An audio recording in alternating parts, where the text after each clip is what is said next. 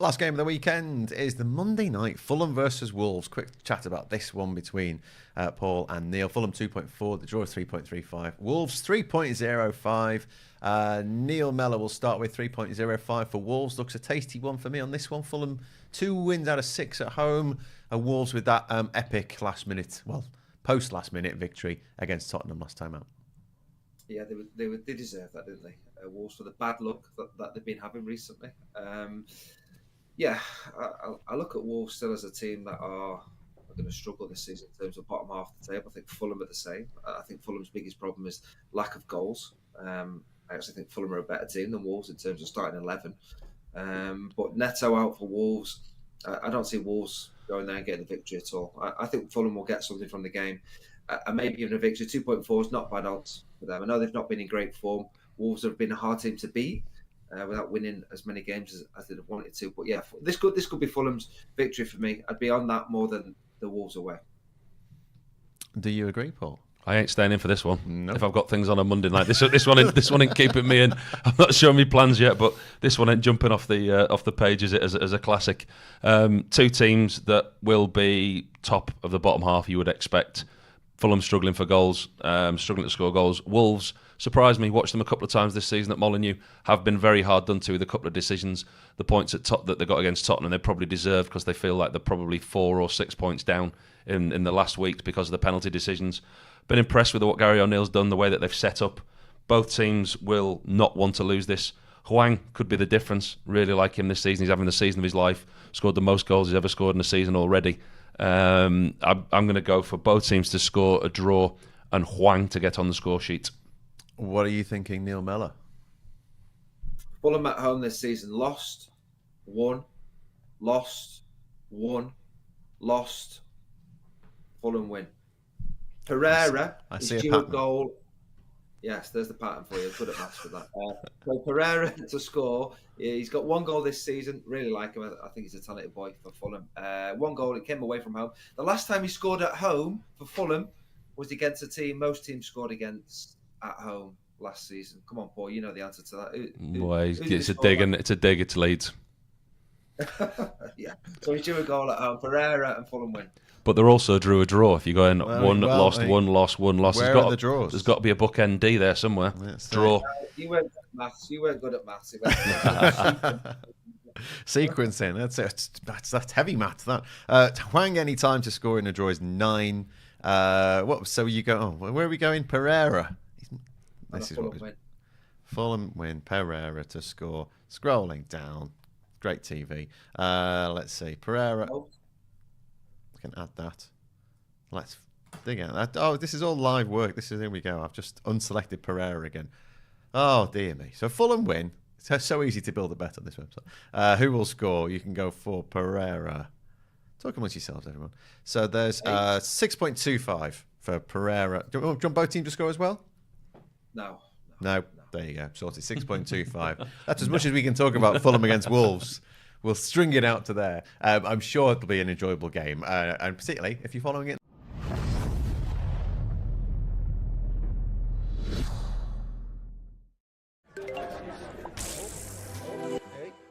Yeah, I'm not feeling it already. You don't like this one? Hello, Koki. You don't like this one?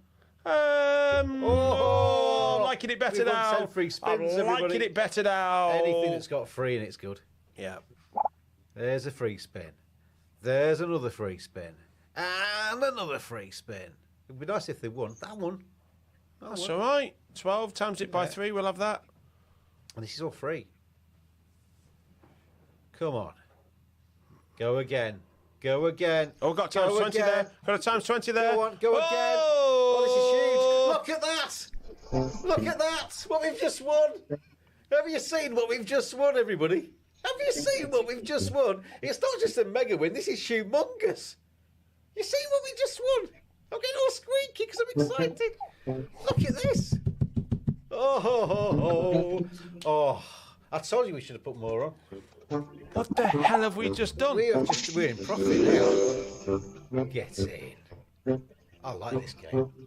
What the hell did we just do? We just won a lot. We've just won a lot of money. Look at that. That's the free spins that we just had. We've won 1,423 off the freebies. We need more free spins. It's the future, Gav.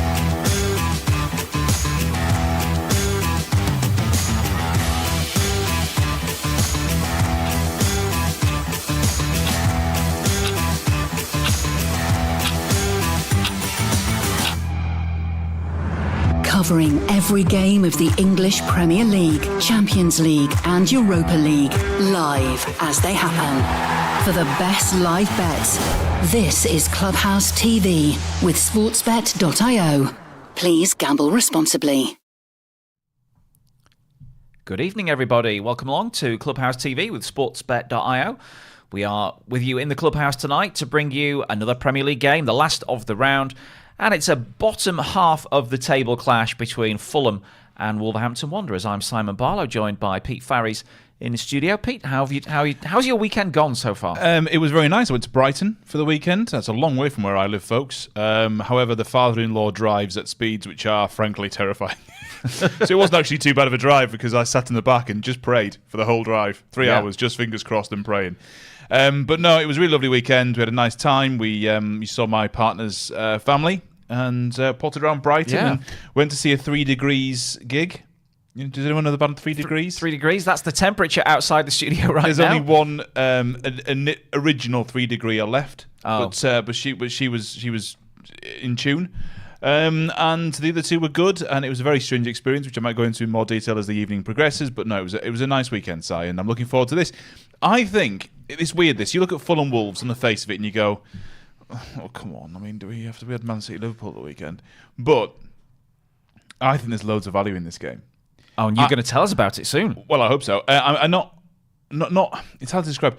I don't think this is a great game, but I think the prices are as such that there's actually great value and great ways in. Sometimes you get a flat game like this and you go, oh, well, yeah, well, no. But actually, I was looking through some stats earlier, looking through some ways in, and I thought, no, actually, this actually could be a really good betting event, even if it, might not be the sexiest game to watch. Yeah, well, I think, like I say, bottom half of the table clash. One of these sides can go into the top half of the table if they were to win tonight. That is Wolves. They start the day in 12th, and a win would take them 10th. They are the underdogs for this game, 3.05, yet they have much better form than a Fulham side who are on the slide. They are heading down towards the bottom few positions in the table. Where are they now? They are 15th, and they're only 3 points clear of Luton in 17th. So it's not going Fulham's way at the moment. Also, they're without one of their best players tonight. So why are they the 2.4 favourites? Yeah, their home form is solid. I mean, you look and you say, well, they've lost 2 of the last 5 home games. Sorry, they've only won 2 of the last 5 home games. Losing to Brentford's not brilliant, I suppose, at the moment. Losing to Chelsea, well, is that good or bad? I don't know at the moment. And obviously losing here to Manchester United last time around. They've won 1 of the last 5 games for them. I think it's pretty much priced off the back of that. Wolves obviously beat Spurs. They beat Bournemouth at Bournemouth. A decent draw against Newcastle United. A decent draw, very decent draw at home against Villa. So Wolves' performances and results have been better against better teams than Fulham's recent results. So I think if you're asking me, should Wolves be the second fives in the win market here, the answer is categorically no. And that straight away, Si, is one of the very nice bets I like. I'm sorry. So Wolves. Sorry, I might have misheard you then.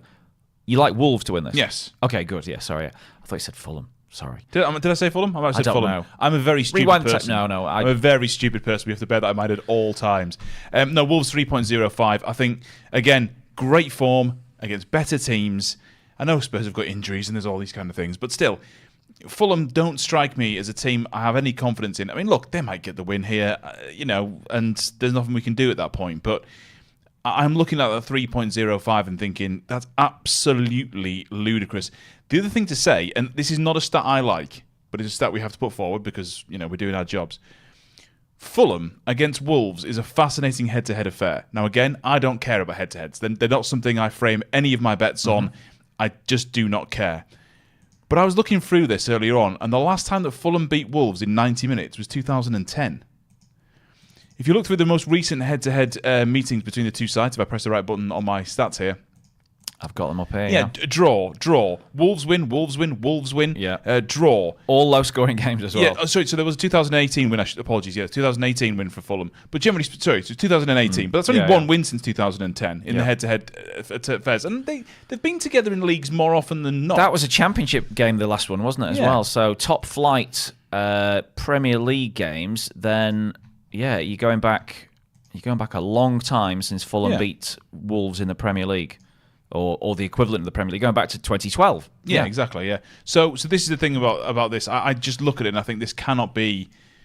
You cannot, in my opinion, be looking anywhere close to Fulham. If they get the win, they get the win. But we're here to look at stats, figures, and everything in between. And sometimes no stats and figures, just your gut. Yeah. But my gut is saying Wolves, the stats and figures are saying Wolves, and my mouth is saying Wolves. And at that point, that's 3 for 3. Yeah, and the team news as well also looks pretty good for Wolves in the sense that Fulham are without João Palhinha and Raul Jimenez, who can't hit the proverbial barn door with a banjo. I think I've probably mixed up the metaphor there, but basically can't score, although he did score in his last game.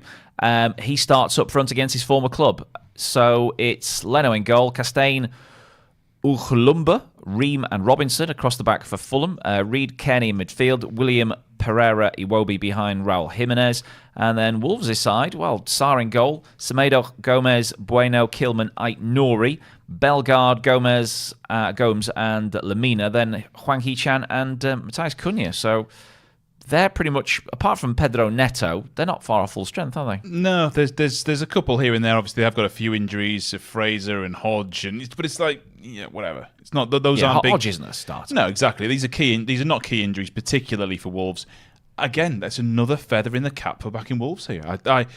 And again, we'll talk about obviously this in a bit more of a natural way as the game goes. But if we're talking about my favourite bet in this, apart from Wolves being brilliant value at 3.05, which I believe they are, apart from Hwang Hee-chan to score any time, which I really do like as well, and you can find that on the anytime goal scorer part. If you just scroll down the actual games to come market, you will find that there at 3.3. So anytime 3.3 for Hwang Hee-chan. Love that as well. But I want to take you by the hand, Si, and all of our listeners by the hand. I'm not going to do it physically because it just feels a bit too weird. I know I'm being weird, but that would be even weirder. And I want to take our listeners and our viewers and I want to bring them to the bookings market. Yeah, do it. Nice big cuddle in the bookings market. Now, over 6.5 bookings is 2.75. Now, within these two starting 11s, there are players who can get booked. These are not two sides of angels, right? No. Michael Salisbury's today's match referee. He gave out 4 cards in his last game. I wouldn't say he's ridiculously high on cards. I think he's kind of middle bracket, if I'm honest. He's kind of middle bracket. But the league average of cards per game per team is 5.05. These two, when combined, are operating at 6.43. That is high. Secondly, again, we talk about the gut, but just these two teams squaring off against each other, I could see cards. Just in terms of how they play and who they are and what they believe and everything else. Also, of course, certainly in Fulham's case, what's going on behind them? And I suppose Wolves' case as well. What's going on behind them? A little bit of nerves, a bit more of that. And then on top of it, you just go through the card markets here. I mean, Salisbury's averaging around 3.46, I think. So he's not a million miles. So he's pretty far away from that. But again, cards markets, it's just loads of stats that go the way of this. 3.83 cards per game in Wolves matches. That can be rounded up to 4 because it can be rounded up to 4. 2.7 in Fulham games. That can be rounded up to 3. So again, you're looking around the 7 market there. So my best bet here, I was really tempted to go with the over 6.5 at 2.75. But I'm going to go with the over 5.5 at 2.04 as my favourite bet.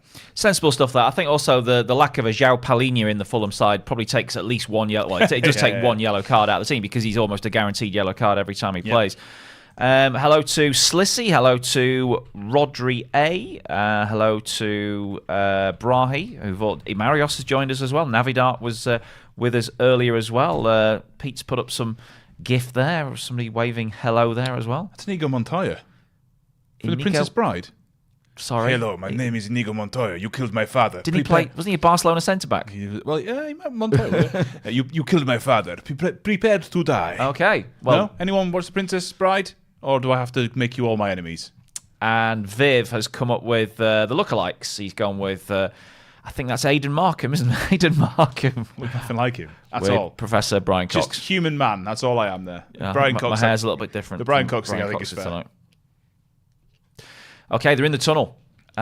So they're going to be coming out shortly to start this final Premier League game of the round. Like I say, Fulham, all they can do is move a little bit further away from the relegation zone. With a win tonight would take them 6 points clear of Luton and Sheffield United, or even further back, aren't they? The bottom three are getting a little bit detached, aren't they, in the Premier League? Yeah, obviously there's the Everton points deduction. I think they have a chance with the manager and the relative quality they've got to possibly clamber out of that. But yeah, at the moment there is some really big struggles down there, and I think we're going to get kind of a really interesting top end of the Premier League table, and it might be we get kind of only 4 teams involved in the relegation by sort of February. But we'll see. We'll see. I don't. I'm not a soothsayer, but that's kind of the way I would look at it, I think. Question from Slissy for you, Pete. Yeah. What do you guys think about the Athletic Bilbao match tonight? So this is Girona versus Athletic Bilbao in La Liga. It gets underway fairly shortly as well. And Slissy says he needs Bilbao to win to land his 9.16 bet. I'm not saying it can't happen, because it can. I am saying I wouldn't back Bilbao to win that game. Personally, it can happen. It's not a ludicrous bet, but I mean, Girona are one of the stories of European football so far this season. They possibly might be the story of European football. They've only just dropped off the top of the table. They win tonight, They go back to the top of La Liga ahead of Real Madrid. You know, Girona have been unbelievable this season. The highest scorers in La Liga, aren't they? Yeah, I mean, they've been unbelievable. At the Montelivi, they've been really, really good. Michel Sanchez, this is not a brilliant side. Gazaniga's an awful goalkeeper. Blind, Eric Garcia is a good defender. Gutierrez, Martinez, Garcia, Herrera, Ivan Martin, Christian Stuani, Tsigankov, and Savio, right? That's a upper mid-table La Liga side. You know, and on the other side of it, Unai Simon, De Marcos, Lecue, Dani Vivian, Aitor Paredes, Ruiz de Galarreta, Mikel Vesca, Oyhan Sanchez, Iñaki Williams, of course, Gorka Guruzeta, and Nico Williams. But that's a really great side. There's better teams in the Bilbao side. Yeah. But Girona score tons of goals. If you look at all of their competitions... They are without Dovbyk tonight, the Ukrainian forward, so that's possibly going to affect them some way. I don't know. Yeah, no, it's a very fair point. 9 wins from the last 10 games, Girona, in all competitions. The only team to beat them? Real. Yeah. So that is a game for me where the only bet, personally, and I wish you the very best because I'm not betting in this, so whatever result doesn't matter, but the only bet that I thought was interesting was the over 2 point and the over 3.5 goals. I mentioned Girona's goals. There is loads in games at the moment. So over 2.5 is 1.67, over 3.5 is 2.75. If Bilbao comes in, that would be, brilliant for you, and it doesn't affect me. But that is not a comfortable match for me to be going boom. Although I think they've got a chance, Bilbao, tonight. I think they've got a better chance than may look on paper, because Girona are obviously going very well. But after the international break, to go again without your number 9, I think it might be a little bit tougher than people think tonight for Girona. We will see. We will see as well at Craven Cottage. We're about to get underway. Now, we do have free bets on offer tonight. We have 10 times 10 USDT free bets to give away this evening. But we're not going to do it with a free bet condition, Peter. Oh, no. No. It's quiz night here on a Monday night at Clubhouse TV with sportsbet.io. We're going to ask you 10 questions over the course of the match. So 5 in the first half, 5 in the second half. We'll ask them, fairly evenly spaced. And it will give you a minute to get the answer into the Telegram chat. After the go message, and then before the stop message. Yeah. And then all the entrants get put into the bin of dreams, which Peter's in charge of tonight to draw out the winner. So every question, there'll be 1 winner per question. And so that will give us 10 winners throughout the evening. It may well be that some lucky viewers win more than once, maybe more than twice even. I don't know. Yeah. It's just if you are lucky tonight and get drawn out. Yep, so one person wins from question 1. One person wins from question 2. Yeah. This is me. This is, by the way, me understanding it, not...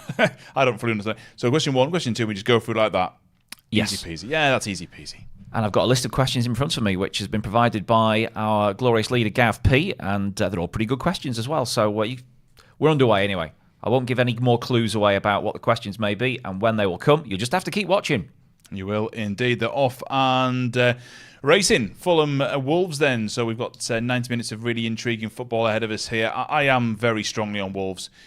You know, you could argue that in the scheme of the world, there's not much between these two sides, and it wouldn't be a ludicrous argument to make. However, for me, it's all about Wolves tonight. Nice to see Tom Kearney playing fairly regularly at the moment. I'm a huge Tom Kearney fan. I always have been, and his career has been hurt by a number of horrible injuries as Wolves have to scramble one clear there inside the 6-yard box, and immediately Raul Jimenez has kind of created a little bit. Look at that ball down the right-hand side.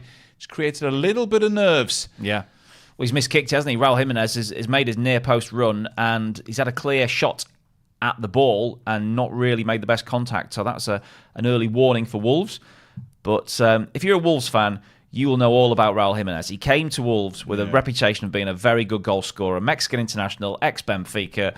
I think he scored a load of goals in his first couple of seasons, got the head injury, and then his career's gone downhill. It's that injury. You can track it all back. You track it all back to that injury with Raul Jimenez and the nerves he had after that. And then because he wasn't playing regularly, he was also getting into a couple of kind of like, you know, when a player is out for a while and then it's not even about the injury anymore. It's about the calf that hasn't been used very much. And it's about X and it's about Y and it's about Z. And these kind of injuries build up. It's not hugely nice for him, to be honest. No. But, you know.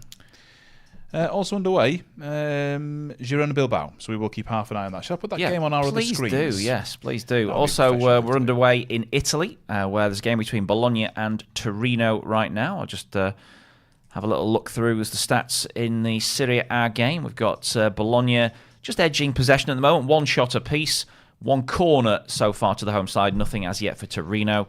So that is...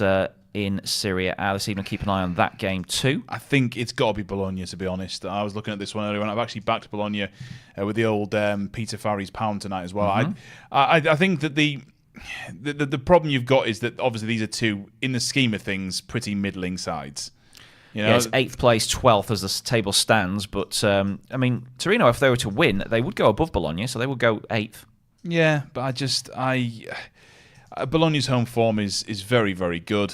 2.4 is a really fair price. I mean, it's a fairer than fair price. It's a brilliantly fair price. So I'm all with that. You look through the Bologna starting 11 tonight, and it's strong enough. Yeah, no Bonifazi, obviously, no Orsolini, but Skorupski, Poch, Buchema, Calafiori, Christensen, Lewis Ferguson, Arbischer, Fabian Salamakers, Joshua Ziyecki, who really a few years ago was going to be like a kind of the king of football, and it's just not worked out for him.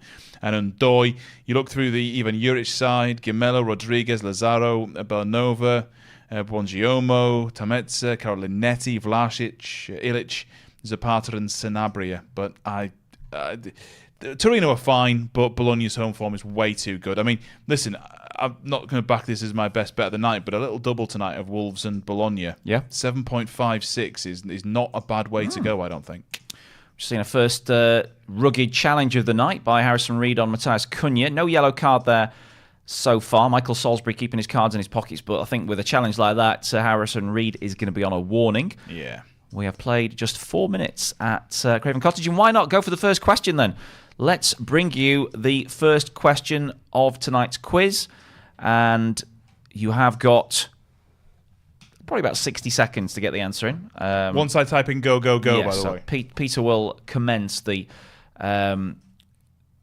period where you can get your answers in. The question is,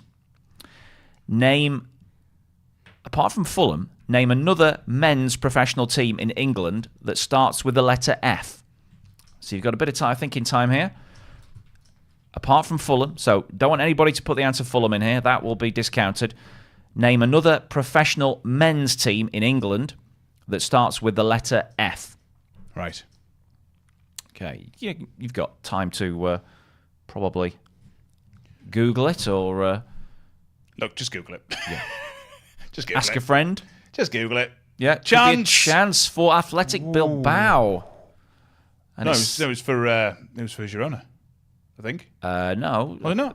Oh no! Girona apologies, in red and white. Yeah. Sorry, it cut to someone and I thought he just had a chance. Yeah. Oh, should have scored that. To be fair. Another word from Michael Salisbury. Interesting. We're seeing more and more kind of referee words here, and I'm about to press. Ooh, yeah, that's go. That's a yellow card. I think it should be. I think it should be a yellow card. Yes. Strong challenge. So that's is it Anthony Robinson? Yeah, He's got some sort of white hair going on there as well. I'm not sure where that's come from. Mine's getting a bit like that, but without dye. So that's plenty of entries coming in. This is good news. We like to see people entering our competitions, and we've got lots of correct answers coming in as well.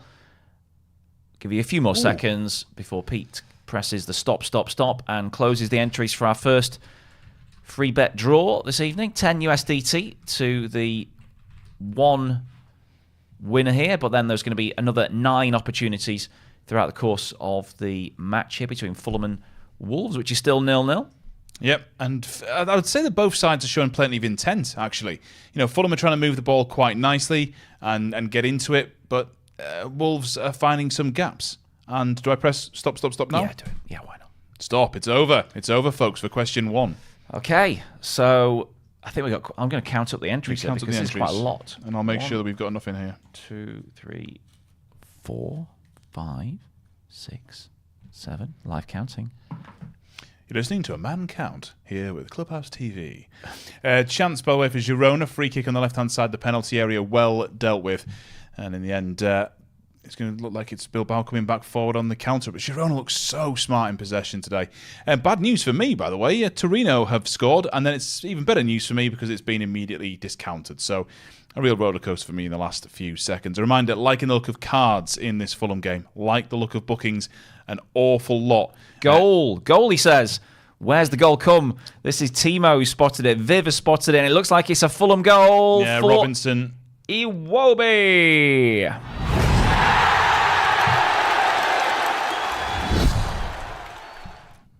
Well, there we go. If we'd done the free bet condition with an early goal, we'd all be laughing now. But Alex Iwobi, he's got a big smile on his face after finishing off a good chance there created down the left-hand side. And that's gone against... Yeah. Robinson does really well here. Really smart pass, brilliantly timed run to get it back, and then a little kind of flick. Is that flick behind him from Iwobi, or does it kind of does he get it from behind him but it doesn't go behind him, if that makes sense? Yeah. Just kind of simple goal. Taps it in, and Wolves defending not good enough at all. I question the goalkeeper here as well. Has he gone through his legs, maybe? Either way, it's not very good. Fulham... Oh, 1 second, my screen's just gone mad. Fulham go to 1.52. I ain't backing that. I'm not backing that. Not a chance I'm backing that. Firstly, Wolves have been right in this game. And secondly, I mean, Wolves came from behind, didn't they, against Bournemouth and won. They came from behind against Spurs and won. This is a side who in recent weeks have shown that they can come from behind. So I'm going to stick with that. Okay, we've got some wrong answers, sadly, in the quiz. People who've put Forest. I needed Forest Green, I'm afraid, for that one. Yeah, so I'm not going to accept Forest. Does not work. So a few of you have put that. Oh, pardon me. Another chance for Fulham. Pulled back, and in the end, at least this time, dealt with by Jose Sarr, who I've never thought was a very good goalkeeper. I'd go as far as to say an awful goalkeeper. So we got correct answers from Navidart, Trachini, Brahi, Gamer Fafa. Oh no, he's gone with he's put Forest as well, so that's just 3. Hezeslaw, or Gezeslaw, Genetics. Suida Ismail. Imarios has put Forest, so I can't accept that one. Viv has put Fleetwood, that's fine. Black Dog has gone with Fleetwood. Timo, Fleetwood Town, I think I can accept that one. Yeah. Rodri, Forest Green, so that's 10. Not Shelby. Lolo Jones has put, the right answer. Slissy, Forest Green, Chief Forest Green, Alexei, Fleet Town. Can we accept that one? Fleet are a team, I believe, actually. Okay. Was there did we say which levels? That's fine. Did we say English football? We said professional, English, that's fine. They're not professional. So we got 14 Correct 14. answers All right. before the stop. So 14. you take out the other numbers. And we need to get one number from 14. Yeah. Everyone, do the Bin of Dreams song. It's the Bin of Dreams. And the number is 13. 13. So by my reckoning, that is Chi, who has been our first winner tonight. Chi, congratulations. You said Forest Green, and you've put your username as well there, which is going to make it easier for our admin to get that free bet credited to you sometime later this evening, I think, or tonight or tomorrow. You should be able to use that 10 USDT free bet. But like I say, if you've not won the first question draw this evening, then there's going to be 9 more opportunities throughout the game. 4 more in the first half and 5 in the second.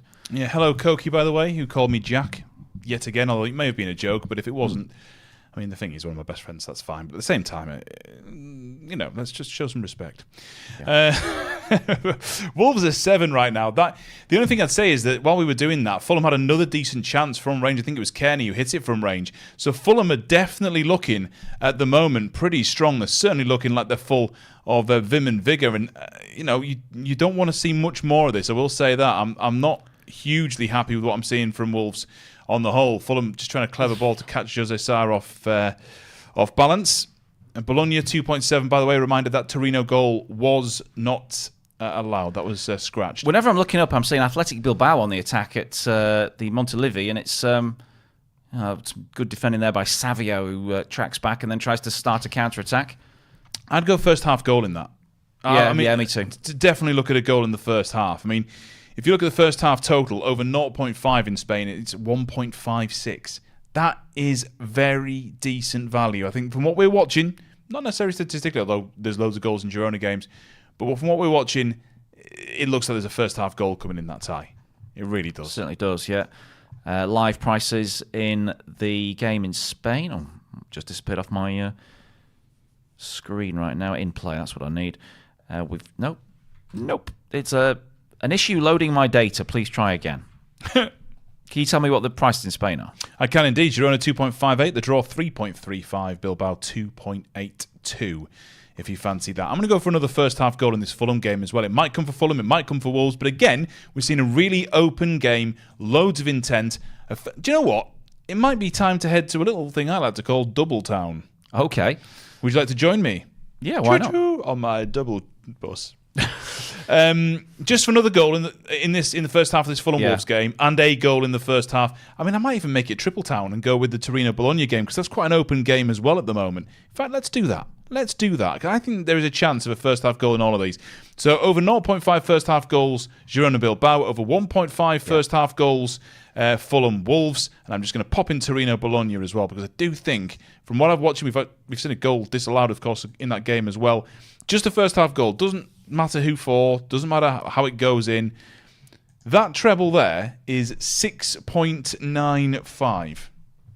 That is very tasty for a goal, and in Italy a goal. Excellent stuff. Just had a slight foul on Ryan Ait-Nouri, who's gone down holding his ankle. By the way, I read this morning that Paris Saint-Germain want Ryan Ait-Nouri.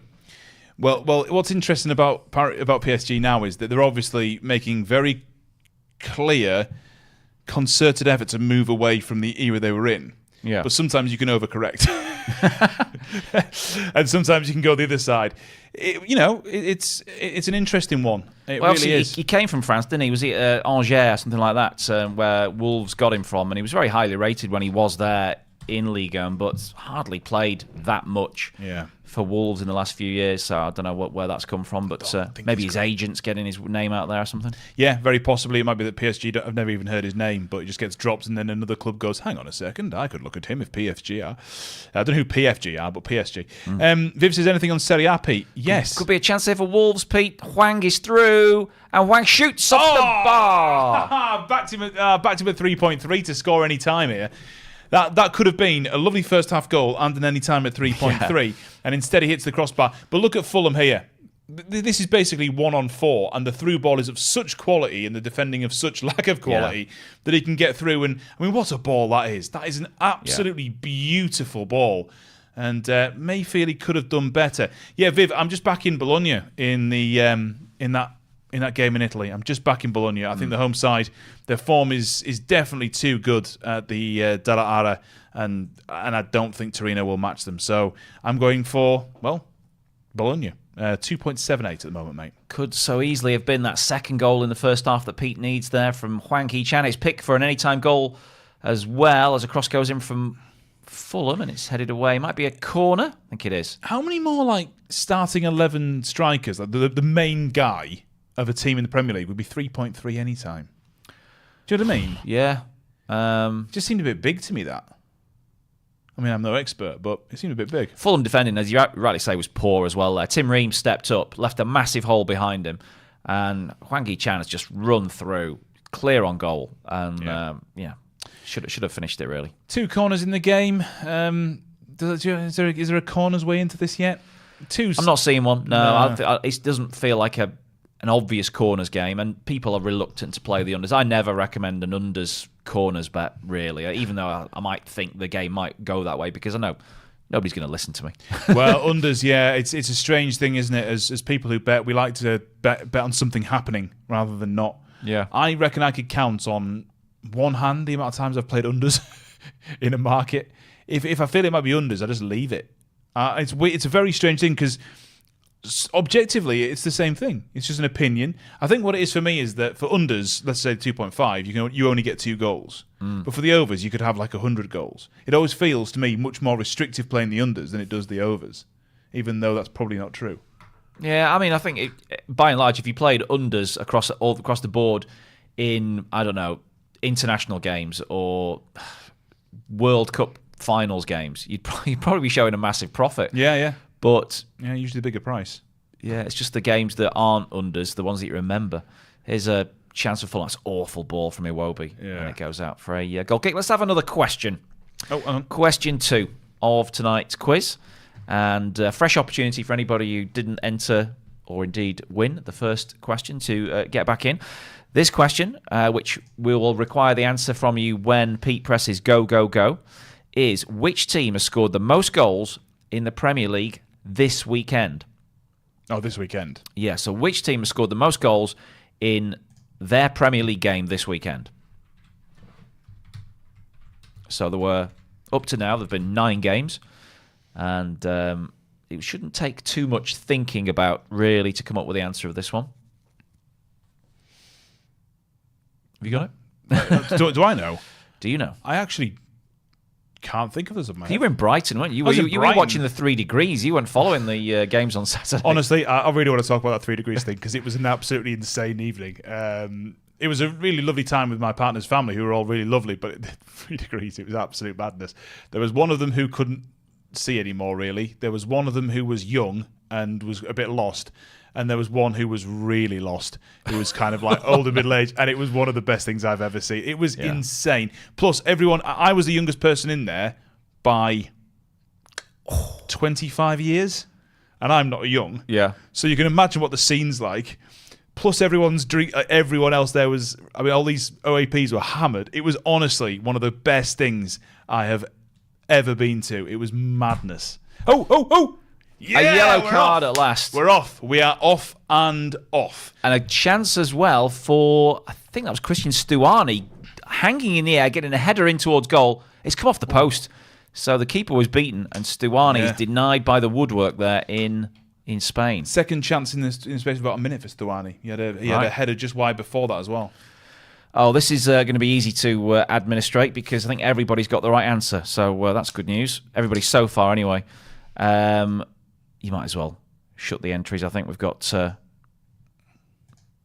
plenty. Okay, well, that's quickly, right? Q2, stop. Yeah. Okay, so we've got 1, 2, 3, 4, 5, 6, 7, 8, 9, 10, 11, 12, 13, 14, 15... Just checking for double entries now. 16, 17, 18, 19, 20, 21, 22.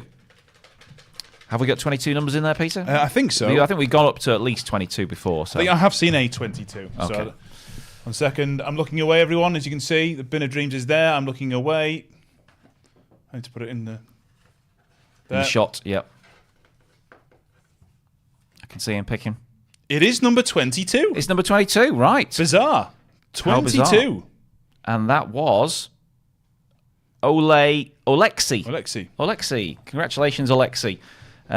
Thunder Knight, he goes by, but Newcastle was the answer that he put, and as you all put, was the correct answer. But congratulations, Alexi. He joins Chi in the winners circle for this evening. I'm going to start writing everybody's name down here. Just a reminder, my favourite bet pre-match in this game was the overs on the cards over 5.5 Fulham Wolves. We finally got our first. If you go down to the total bookings market, obviously that market has now come back. It's there for you, and that is what the spread is at now. So it's over 5.5 with one card already in the pocket, or I suppose out the pocket.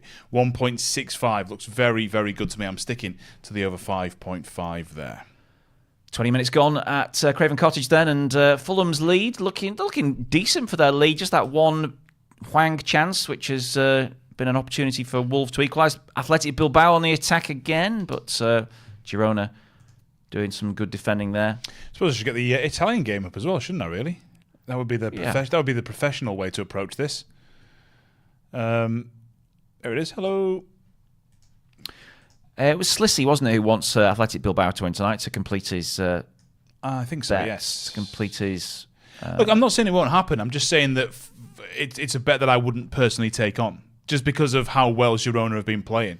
That's all. Oh, could be a chance here for Wolves down the right-hand side. Lovely little ball in, actually. Lovely little touch. Diving, darting around. Clip towards the back post. And scores. One apiece. We're back in the game.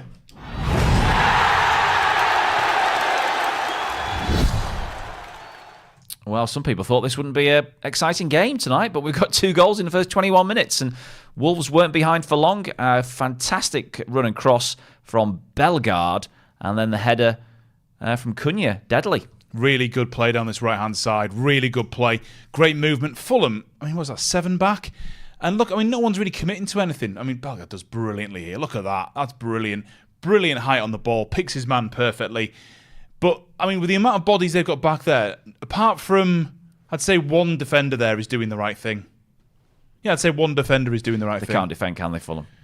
They really can't defend. I think there is one person in there who's got, I think it's Bassi, who's got a bit of criticism this season. I think Bassi's getting it right. I think everyone else has got it wrong there.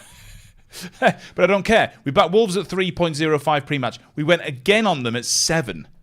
Remember, we said they came from behind against Bournemouth. They came from behind against Spurs. We went back on them at 7, Si. Yeah. So we're in an interesting position. The first of our 3 first-half goals has landed as well for that 6.96. So I describe that as good news. They've come back at 3.1 now, Wolves. 3.1. Yes, please. And again, it's another both teams to score game. The Premier League has been full of them this weekend. That's now, I think, 8 of the 10 games have seen both teams score.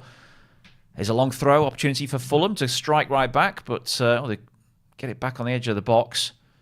But running out of ideas, they're running out of space, and it goes behind for a goal kick. But this Wolves team, they got something about them, haven't they? Yeah, I don't think it's a great team particularly. I don't think it's a great squad. But Gary O'Neill is getting something out of him. Yeah, I mean, that's the thing. He's getting, and I don't think he's actually that great of a manager, but he's getting something out of him. Wolves fans were absolutely crestfallen when Julen Lopetegui left on the eve of the season. But now it's Julen who, isn't it? I mean, clearly isn't, because he's a world-class manager and you don't get many of those coming around. But Gary O'Neill has quickly silenced his doubters, I think, with what he's done. Oh, Bilbao should have scored. Should have scored on the penalty spot. He's been side-footed over.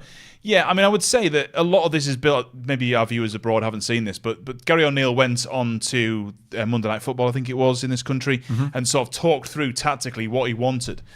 And because in this country we're so starved of intelligent coaches doing that, everyone just went, "Oh wow, he's a genius!" Yeah. But actually, loads of managers, I actually know of one who sort of went, "Well, that's what we just don't go on Monday Night Football and do it." Yeah. You know, it's a bit like when Bielsa came out after he got caught with the old camera, and it's like, well, we do this. And Bielsa's quite a number of levels higher than Gary O'Neill. But it's this thing of, well, most of that, we know most of that. Yeah. But I mean, it's quite interesting. Gary O'Neill kind of had to do it, didn't he? Because he had to turn his reputation around a little bit there with the Wolves fans. And I mean, the results have done that as well. Absolutely. They've beaten Tottenham. They've beaten Manchester City. They've done it in different ways. They've got to a situation here where they are nowhere near the relegation zone. 2-3 months into the season, so that's doing much better than most Wolves fans had given them. They spent nothing, did they? They'd sold Ruben Neves. They spent literally no money because of financial fair play or balancing the books concerns, and there was just no optimism around Molineux at all before the season started. I mean, it's going to be very helpful to them that there are about 5 truly awful teams, or teams with docks points. Oh no, but at the start of the season, Wolves fans thought they were one of the worst teams. I wouldn't, and to be honest, pre-season I wouldn't have disagreed with them. But could be a chance here for Wolves actually edge of the penalty area. Oh, that's not a bad little ball either. Why have you pulled that back? It's not that tight of an angle. But Wolves are looking good. 3.2 Wolves here. 3.2 to win this game in 90 minutes. They came from behind against Bournemouth. They came from behind against Spurs. They are playing a team who, in my opinion, aren't as good as either of those two teams. So, I mean, that 3.2, that is a spicy meatball. Yeah. Koki says, just a 1-2 for me, please. He's also bet Girona and Wolves to win. And then Alexei says, what cheap midfielders can you recommend for Fantasy Premier League? Diaby is the cheapest in my midfield line. Okay, so what's he about? 6.5 Diaby? So you want somebody a bit cheaper than that? I'm rubbish at that. I don't play it anymore, and I'm the wrong person to ask. I'm the kind of guy who would build a fantasy team with 2 genuinely holding midfielders. And I want a right winger, a left winger, 2 central defenders. How much is Bellegarde? Having just seen him absolutely waltz through the Fulham defence there, he looks like a bit of a talent who probably is still quite cheap because he hasn't played that much in the Premier League. Yeah, Neto's a good player. I mean, there's Neto, but obviously he's knackered for a bit, isn't he? Yeah, he won't be back till nearer Christmas, if not after Christmas, I think. Yeah, and he would count. So you could, again, this is as little as I know. You can put a winger. You can just get like a team with like 5 wingers. Oh yeah, right. Okay. Well, yeah. As long as they're classed as a midfielder, then you can have a completely unbalanced team of. So you could have like just all wing backs in your defence. Yeah, you could have all centre backs across your back line, or all full backs, and then you can have all central midfielders or all wide players, and then it don't matter. You need to, in my opinion, right back, left back, 2 centre backs, defensive midfielder, creative midfielder, left winger, right winger, 2 strikers. Done. Yeah, done. And that's why I don't do it anymore, because I would get absolutely mullered every week on that thing. Do you used to play Football Manager? Or still play football? Yes, I play. It's one of the main things I do with my life. Okay. So yes, and I'm much more expansive in that kind of game. Much more expansive. You can just ask the fans of Chesterfield who've just seen me take the club to League One in the last couple of weeks. But no, I play Football Manager more than is probably healthy. So I like that. But the Fantasy Premier League, I do not do. But there's nothing wrong with it. It's just I'm rubbish at it. So why bother? Fair enough. I've put Douglas Luiz in today. I've used my wild card today because I've got so many injured players. Ansu Fati, he went down with an injury at the weekend, and Eze. So I thought, just burn it all down, start again. Use the wild card, and so I've got Douglas Luiz in, who's about $1.5 million cheaper, $1 million and a bit cheaper than Diaby. Plays for the same team. Yeah. Navidad needs Girona to win. I would say at the moment this is an incredibly open game. We're looking at Girona coming down this left-hand side a few moments ago, and very narrowly. Oh, in fact, have they scored? Oh, or is it just the offside flag? It might be the offside flag's gone, but they might be VAR in this. Savio is the player in shot, as if he's the one that's possibly... Not given. No goal. No given, but that is a very open game. Girona have been obviously unbelievable so far this season. Bilbao, pretty good away from home. Good side, obviously. Just, 6th, I think, Bilbao? 5th going into tonight. Oh, right, so 5th going into the weekend. I think they might have dropped down to 6th with other games played ahead of them, yeah. But I'd have no surprise with any one of the 3 results in that game. None of them would shock me. Yeah. Koki, I don't know what you mean. Guys are given in EPL at this GW.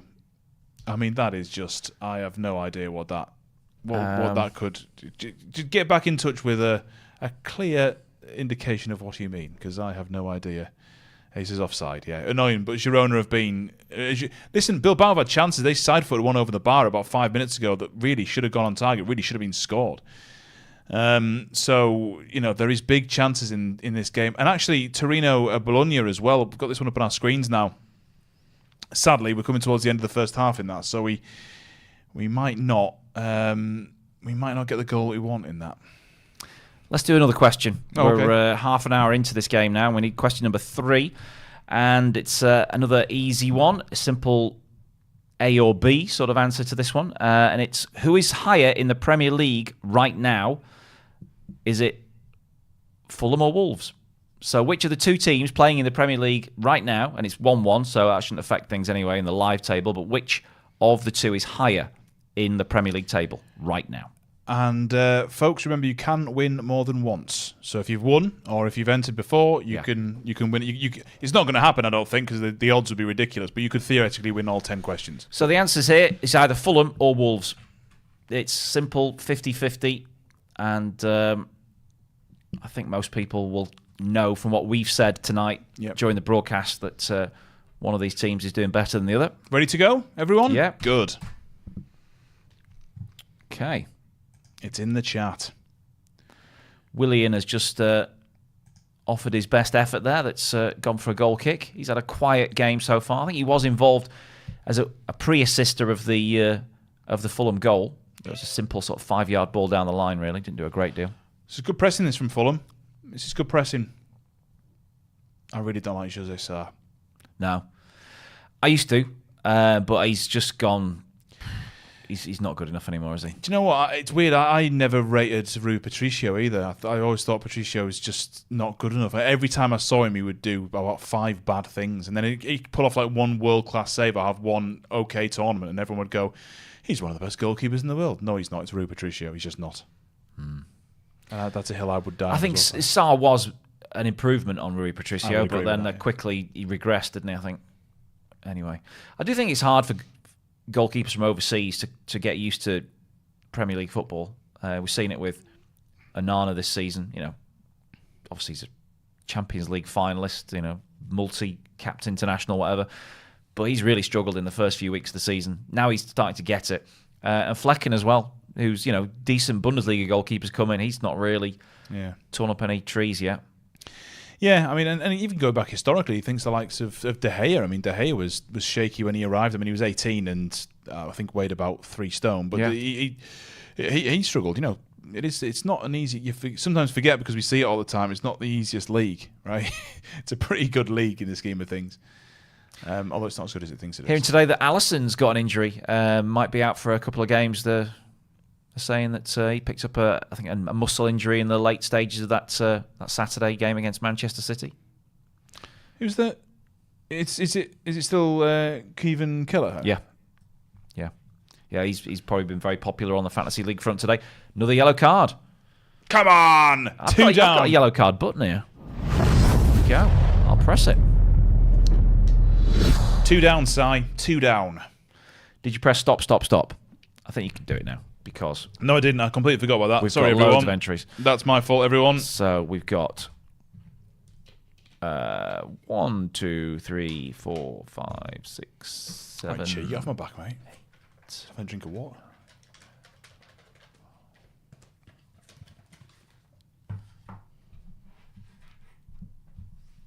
$22 again. All right. 22 is the magic number. We've got a squad of 22 of you out there who are entering our competition tonight. 11v11. Yeah. Peter's given the box a shake. The bin a shake. The bin of dreams. Show respect for this incredible mastercraft. Bin of dreams, everyone. I will now lift the lid of the bin of the dreams and look away. You're not going to believe it. It's 22 again. 22 again? It's 22 again? Did you shake the box? Well, yeah, obviously. You can see the box is well shooken. That doesn't mean the same person. No. Right, I'm going to just make sure, double check here. That's mad. So, look, they're all in here. Look, 1, 2, 3, 4, 5, 6, 7, 8, 9, 10, 11, 12, 13, 14, 15, 16, 17, 18, 19, 20, 21. Yep, it's Gamer Fafa. Gamer _ Fafa. Well done. Or James _ Tommy is his username, and he said Wolves, and he is now our 3rd winner tonight. Gamer Fafa. Am I meant to be writing these down? No, I'm writing. Oh, good. I was going to say, because I've not been, so that would be bad news for, us. Effectively, we have to go back and watch the whole stream again. Yeah, that's 2 cards. And all of a sudden, the best bet of the night is just starting to look a little bit hotter to me at the moment. So that's 4 more cards required for the over 5.5. Yep, absolutely. The over 6.5 had good reason behind looking at it, but again, I sometimes like to kind of say, well, this is the high bar, this is what could happen, so I'll just noodle myself down a little bit. The spread now, by the way, folks, this is a good sign, has gone to 2.1 for over 6.5, so that's now the spread, under and over 6.5, which suggests that those trading the game think there's going to be a lot more cards, which means for our over 5.5, that is quite a nice bit of news. Definitely. Cross goes in. Willian gets it far post. Willian tries to set up, and he can't get it past the keeper. 10 minutes to half-time. That would have been a great time to score for Fulham. Wolves' defence don't look tight at all, do they? I mean, that's just a... How's he let that go? It's Semedo. He just let the ball go over his head. Well done to JT, as I'm going to start calling him now.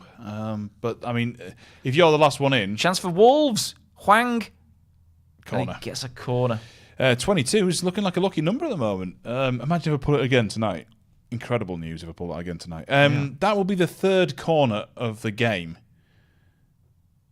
Oh dear, that was just... What's going on here? Fulham are just... Oh, it's a replay. This is the replay, It's a replay. Of how that chance developed. But which is still ridiculous, by the way. Your reaction is true. It's just it happened a few minutes earlier. The corners market now, we're at, what, 3?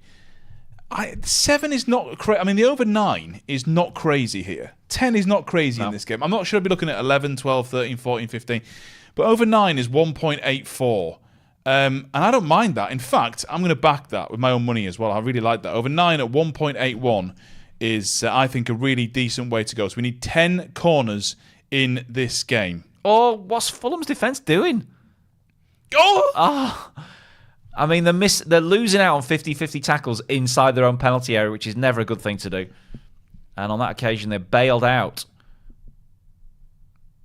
Yeah. Alexi says Salisbury shows 2.8 cards per game. Yes, you're right, Alexi. We mentioned this pre-game. We mentioned this. We went through all the stats on it. I still went with high cards. Yes, he gave out 4, I think, the last time that he refereed a game. But it was high card amounts for these two teams. The overall average in the Premier League is 5.05. These two sides combined is around about the 6-point-something mark, 6.63 or something. I'll double check that in a second. So you are absolutely right. There's no argument. You are right. But that mixed with the game itself, mixed with the players in the field, was why I went for the... I mean, there was an argument for the over 6.5, I felt, but I didn't go that way. I went the over 5.5 in the end. But you are right, and I will not say you are not. Okay, so Michael Salisbury has refereed Fulham twice this season. Okay. And booked no one. Well, he booked 3 Fulham players when they played last under his charge. That was a 1-1 draw at Brighton. So there were only 3 yellows in the game, but they all went to Fulham players. Last time he refereed Wolves was last season in a 4-2 home defeat to Leeds. And in that game, he issued 2 reds and 3 yellows to Wolves and 5 yellows to Leeds. Well, I'd missed that, and that's why Si's here. One of the many reasons why Si's here, because I didn't even see that. That's an amazing stat. Yeah, so that was 10 cards in one game, and that was the last time he refereed Wolves. Well, let's have something similar today, please, mate. Alexi says, I like your move with the corners. I just like you, Alexi. I don't know, you could be horrible, but I like you from what I know of you. And you've won tonight already, so... Yes. Good news. I will have another question in a minute or 2 as well. Hang on, let me just get... We've got to get 2 in before half-time now, and we're on 38 minutes. There'll be some stoppage time to save to give us a few extra minutes. But well, let's do it now. Question number 4. Why delay any longer? So World Cup 2026 is going to be held across 3 countries. Name 2 of them.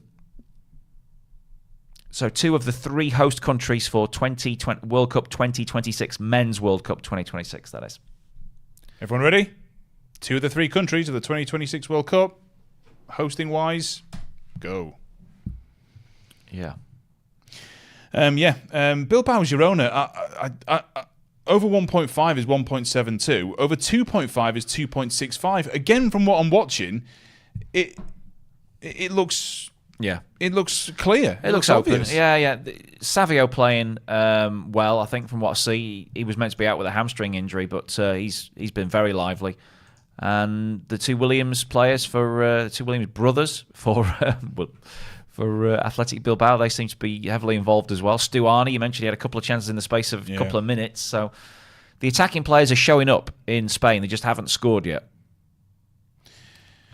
Right, so I think, has that rolled out for a corner? Yes, that'll do me nicely. So that's another corner in Fulham Wolves. We need over 9 in this for a 1.81. And that's going to be number 4, isn't it? Looks like it to me, yeah. Corner number 4. Yes. Yeah, 3-1. So knock this straight into a player. Bounce that out, and let's just get the over 9 before half-time. Let's just get a nice landing bet to keep us nice and warm. Yeah. Bologna, by the way, finished 0-0 against Torino, so that treble didn't come in. The double, obviously, has half a chance still, but the treble didn't land there. That was a losing bet. All right, we've got some answers coming in. I wonder if it's going to be 22 correct answers again. What I could do is just wait till it gets to 22 every time and then just stop and call it the golden 22. I'm not going to do that. 1, 2, 3, 4, 5, 6, 7, 8, 9. Oh, Navidart's only gone with 1. Navidart, you need another. You got 10 seconds, basically. Yeah, you've only put 1 answer there. We need 2 of the 3 host nations there. Let's go back to the start again. 8, 7.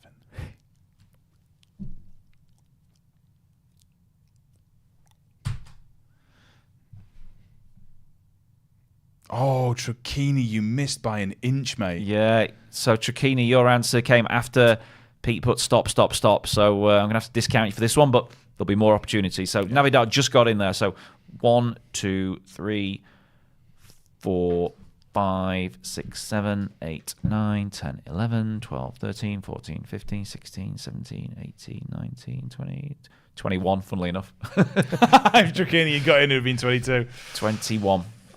I mean, it'd be funny if we just put Trucchini just to make it 22. So if you pull 22 out this time, then discount it and do another draw, yeah?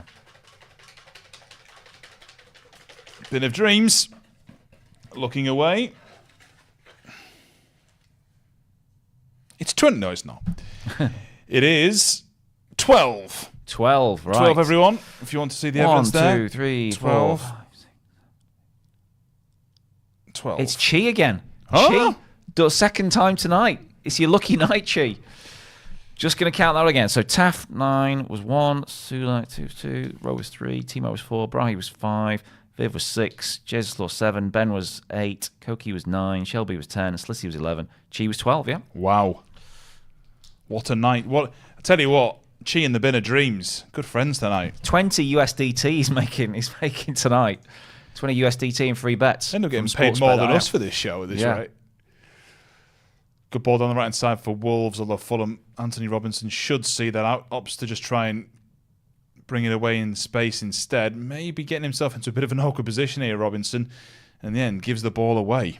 So, listen, Wolves have looked... I'm happy with how Wolves have played. I mean, don't get me wrong, they've not defended well, but they're nor a Fulham. There is more goals in this game. Over 3.5 surely here.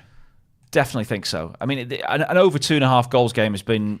it's been long awaiting. It's been long in the making, hasn't it, between these two? Because I think the last 6 or 7 head-to-head matches have been under 2.5 goals, but 2 goals by 30 minutes in this game, and you think there's more chances because Hwang has hit the woodwork. I think Fulham have had another really good chance, haven't they? Yeah, William. Yeah. So there's low. I mean, over 2.5 goals is short, but it's backable. Did I say Chang? I meant Hwang, sorry. And over 3.5 goals, 2.23. I'd definitely be looking at 4 or more goals in this game. At this rate, I'd be looking at 4 or more goals in this game for sure. For sure. Yeah. So, what's happened? Maybe some action at the Craven Cottage there because market's just disappeared. Now they come back again.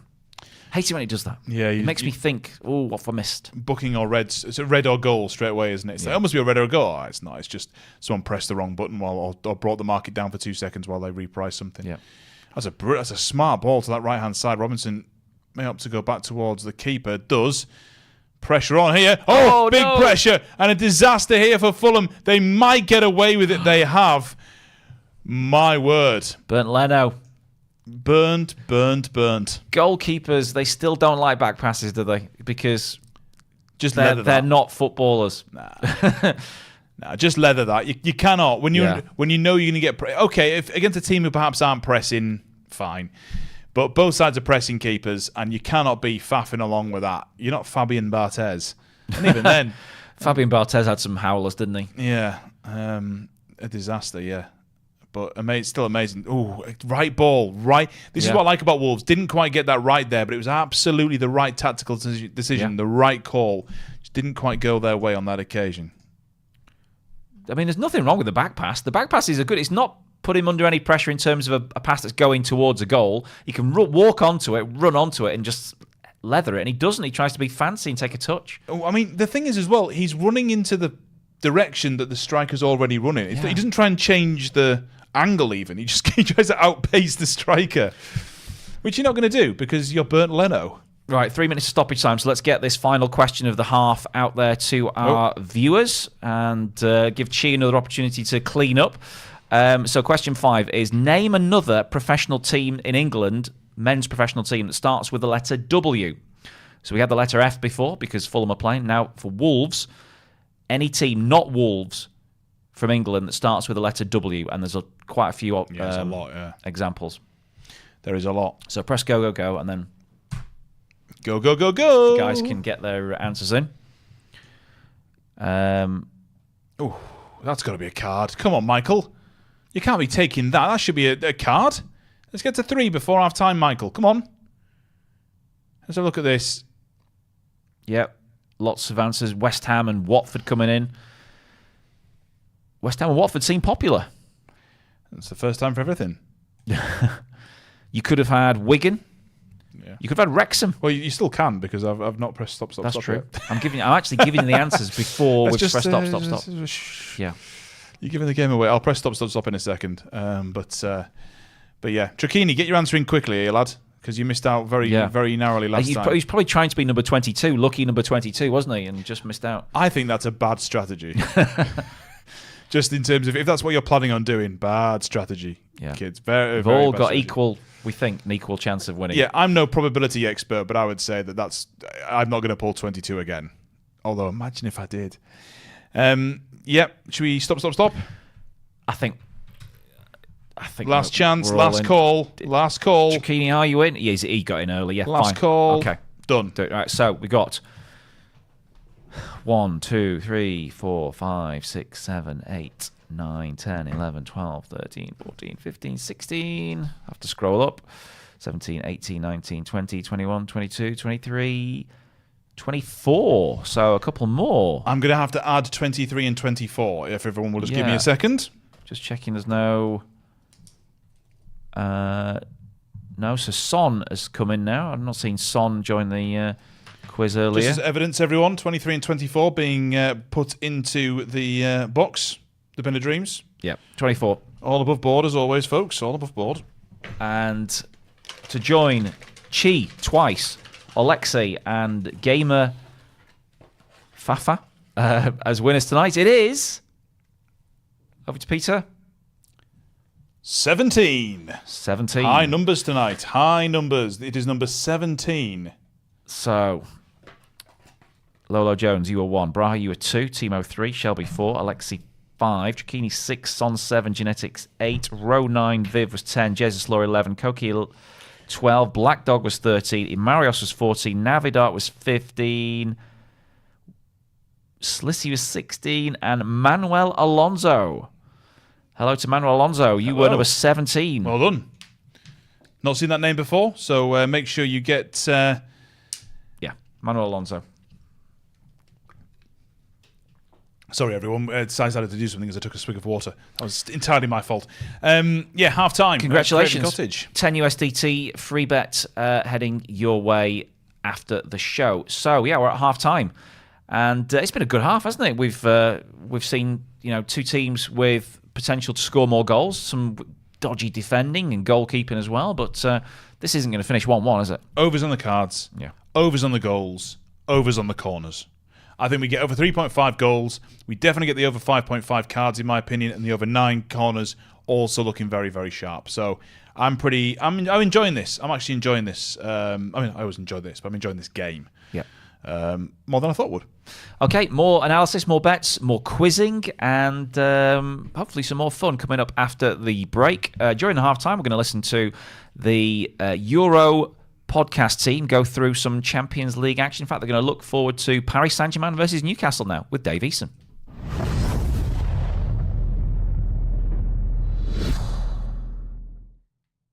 This is the Euro preview show. It's the Clubhouse. It's sportsbet.io, and we're looking at match day 5 of the Champions League. And with every European show, we need some European experts. That's not me. That's these two. There's Gavin Hamilton and John Driscoll. As we get into Gavin, this is kind of the stage where a lot of the groups are kind of done, sort of, in the Champions League particularly. But there's a couple of games this week we can look at. We've seen. I mean, there is this sort of top tier, isn't there, of about 5 or 6 teams that we expect to be the favourites in the competition, and they've almost all qualified already for the knockout stages. And so we're sort of in interesting territory because there are going to be some dead rubbers from now on. But there's also some interesting places up for grabs, particularly with the first and second places. Qualifying for the knockout stages as seeds. There's the Europa League place up for grabs as well still. So there's a lot still to play for. But the big teams are already made their mark and basically made their big statement already.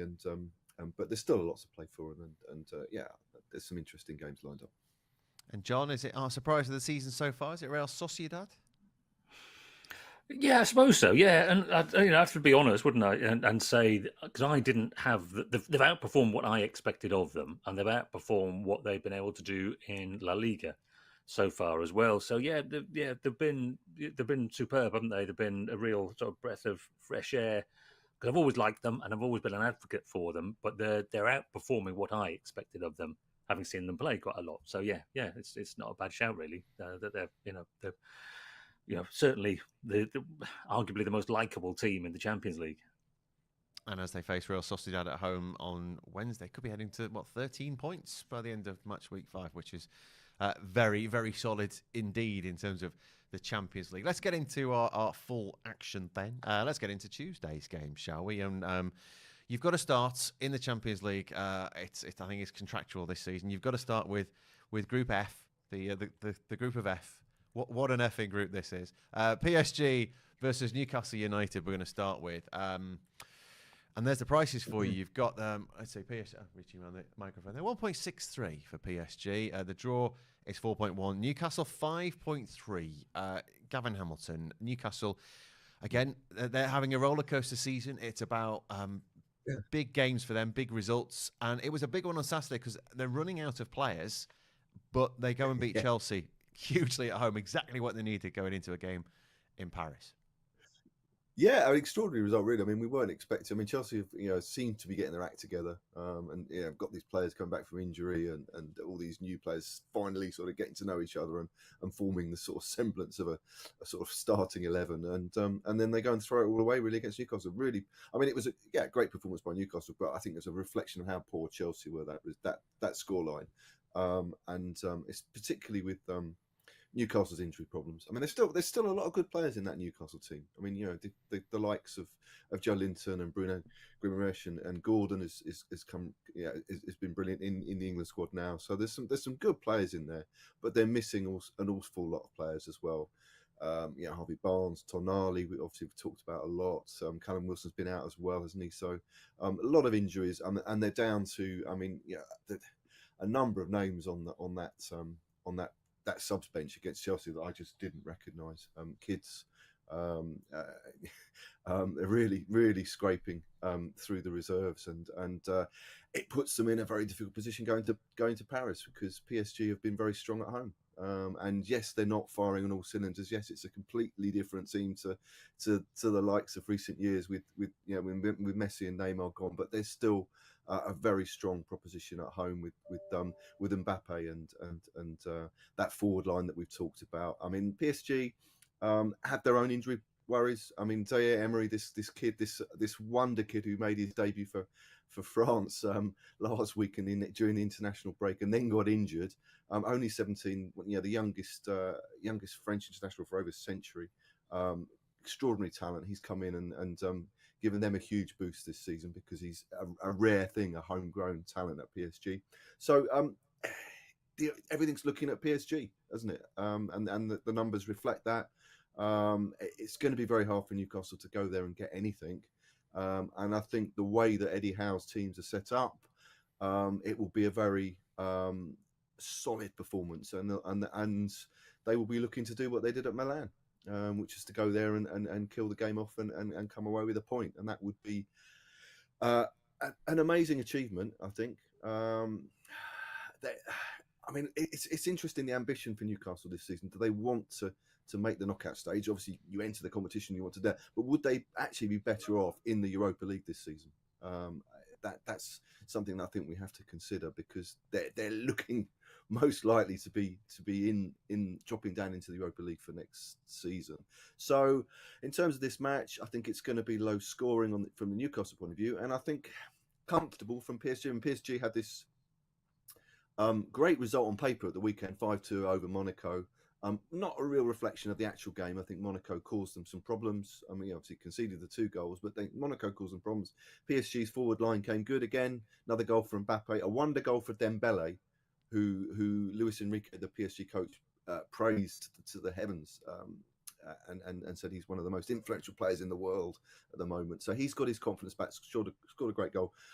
Hard to see anything other than the PSG victory. And it comes down to the numbers, and that's where I think we have to, you have to make a call, and that's where the possible value lies in terms of the extent of a PSG scoreline. Yeah, John, Newcastle will want to keep this tight, but they'll also draw great strength in the fact that they were all over them at St James's Park. But this is a very different game to that one. Yeah, it was a funny game, wasn't it? PSG sort of fell into every possible trap that they could have in that game. In that they were too open, weren't they? It was a badly organised PSG side. They're an inconsistent team, aren't they? And Luis Enrique is a man of great stubbornness, principles, if you can use a strong word like that in terms of football, where he wants them to play a certain style, and he isn't going to make it many pragmatic choices along the way, which means that you can lose some games. You can go into a game and get it all wrong, which they did at St James's Park. And Newcastle basically, not bullied them would be slightly inaccurate. They were more intense, I guess, would be the key thing in that performance against PSG. Thoroughly deserved the win. Now, PSG, though, are a strong team and can pick you off. And as Gavin says, this long list of injuries for Newcastle is a real problem. I know Lascelles scored at the weekend, but he wasn't expecting to play a lot of football this season, and there he is. A 17-year-old kid set up the first goal with a brilliant pass. So, there are lots of promising little sort of silver linings there for Newcastle. Isak was back, which is important for them, because he's a devastating striker. Again, a little inconsistent. So it was good to, it's good to see him playing so well. So then you get down to the price, don't you, as to whether you start fancying. So the scenario where Newcastle do well in this game is that they're super well organised. We've discussed this before with Eddie Howe, whether we're being unfair on him to sort of characterise him as this sort of defensive-minded coach. Wouldn't be the worst thing to be that in this circumstance, with that injury list up against the potential of PSG on their game. Who knows? Maybe Dembele's had his good game for the month now. If he played well at the weekend, or maybe he'll put 2 together in back-to-back games. It's a tempting price to start thinking maybe that 4.1, maybe Newcastle could go there and frustrate PSG, and as they did away to Milan. It's a tempting one, isn't it? Because if Newcastle had been a shorter price, you'd have said it was easy for PSG to call it as PSG. But there is a case where Newcastle successfully frustrate PSG. And that price for the double chance, the draw on Newcastle at 2.25 is it's worth a bit of a shout there. You think they could go and get something. They've got a bit of steel in them, haven't they? And that's what they've relied on for quite a lot of this season, Gavin. I mean, but it's another one of those. The AC Milan game, I think, looking at the way that they both played in that, I think that both sides were kind of working their way into the group.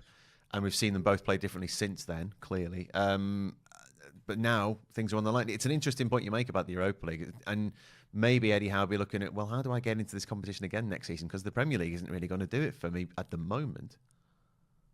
Yeah, I think with Newcastle, the January window is going to be interesting, isn't it? With they have various options open to them that other teams do not have. They say they're not going to exercise various options open to them from Saudi Arabia, but there's money to spend, and they will reinforce in January. But Howe's done an incredible job. I think football is littered with examples of big spending teams who don't make the progress that Newcastle have made over the last 2 years. He's created a very solid team, and they are hard to beat, and they have goals in them with the likes of Isaac. Guimaraes is a terrific midfielder, but I think the mentality will be there to go and frustrate PSG. PSG don't have it in them, even now under Luis Enrique, to play that sort of contained game and play for the point that they need to finish top of the group. I think it will be low scoring, and I'm going PSG 1 or 2-0. I don't know what value there is in there, but I just can't see Newcastle getting much from this game after that. The high of that Chelsea game tends to be followed by little dips in their results. That's been the case all season, and I can't see them getting anything from this. I'm going for PSG, but I'm not sure PSG have got enough in them to really stretch Newcastle, given the way that Eddie Howe will set them up. So I think it'll be a low-scoring victory for PSG, but there's probably not a lot of value there. Well, PSG, that's 4.1 PSG and under 2.5, so not too bad there. What are you thinking, John? Yeah, I prefer that to the Newcastle double chance, actually. So, a narrow PSG win is it's feasible. That's the other part of that scenario. What we think Newcastle will go there to try and contain and be defensive, don't we? We think that PSG are potentially brilliant, but often very frustrating, and not the finished article that Luis Enrique is aiming for. So that can easily point you into narrow PSG, and if the price reflects that, why not? Why not? That's PSG against Newcastle United. If you like the under 3.5 goals, actually, there's something in this. PSG and under 3.5 is 2.4, which is still that's not too bad at all. It brings in the 2-1 as well for Newcastle to grab them a goal. If you like both teams to score, if you add that in, let's say PSG win, both teams to score is 2.8. So gets you a little bit extra there, a couple more goals possibly. PSG versus Newcastle United in the Champions League on Tuesday evening.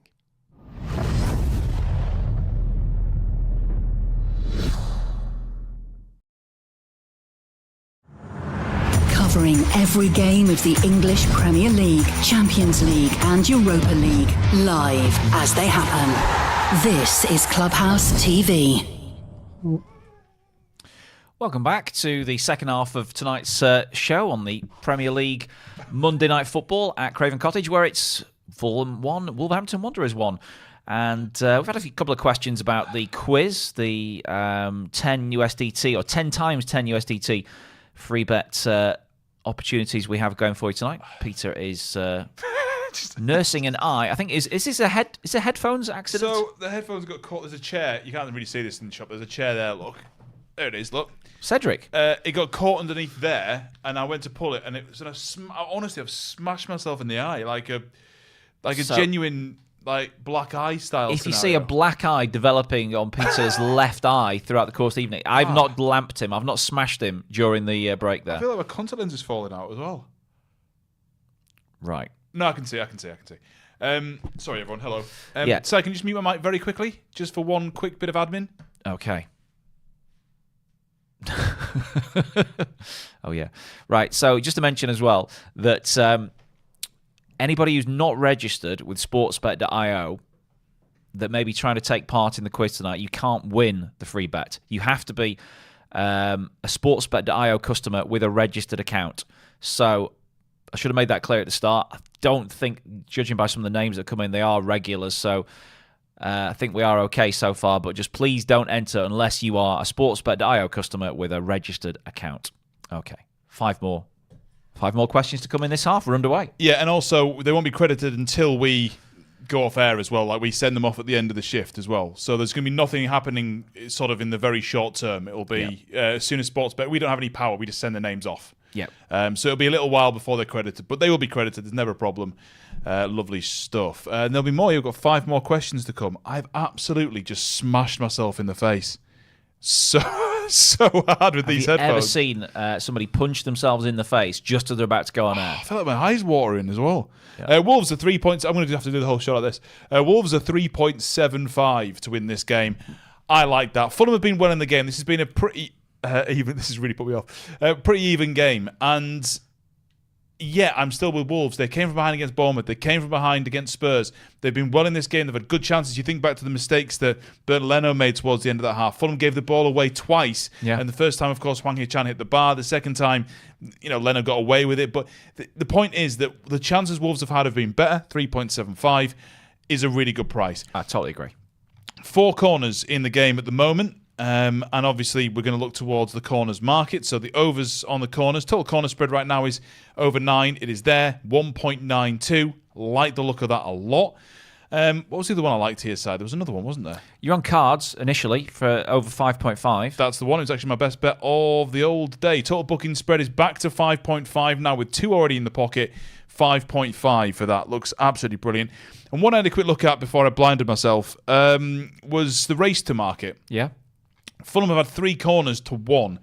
And therefore, the race to 5 for Fulham is 1.31. But the race to 7, bear in mind, just 2 corner gap. They need 4, which is what they almost got in the first half, is 2.7. Now, that's a small unit stake play. That is not a kind of a, this is a great bet. It's the best bet of the day. But it is a bet that I think is overpriced for its likelihood.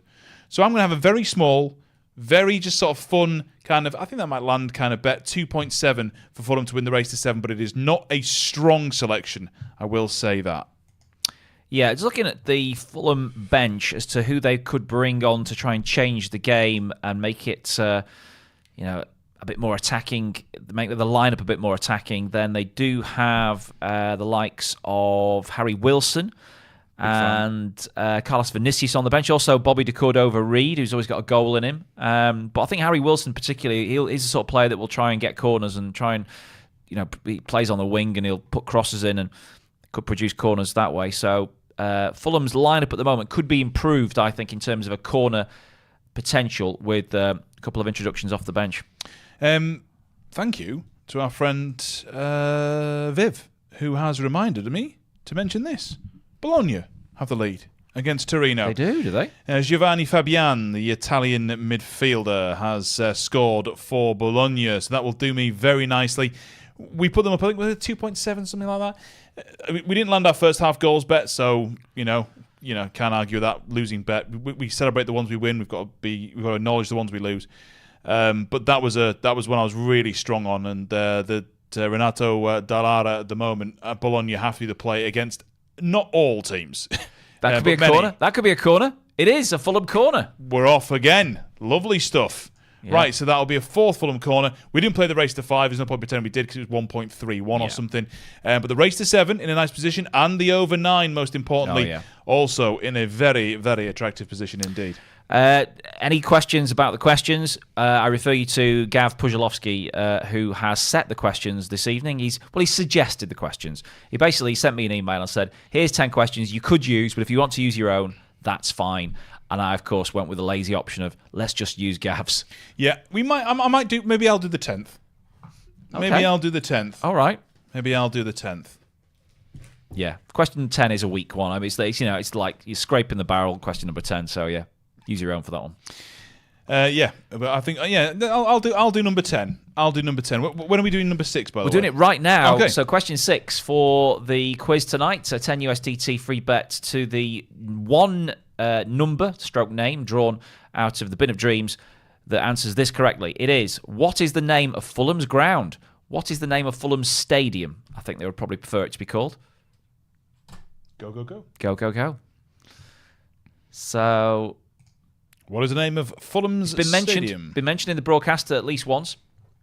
It has been. The over 3.5 in this, by the way, this Fulham game, just while you're doing that, 2.5 now, which also looks, I think, fairly intriguing. Come on, get a corner, Fulham. Get a corner, and if Wolves score off the back of your corner, and we do that twice more, then that's perfect.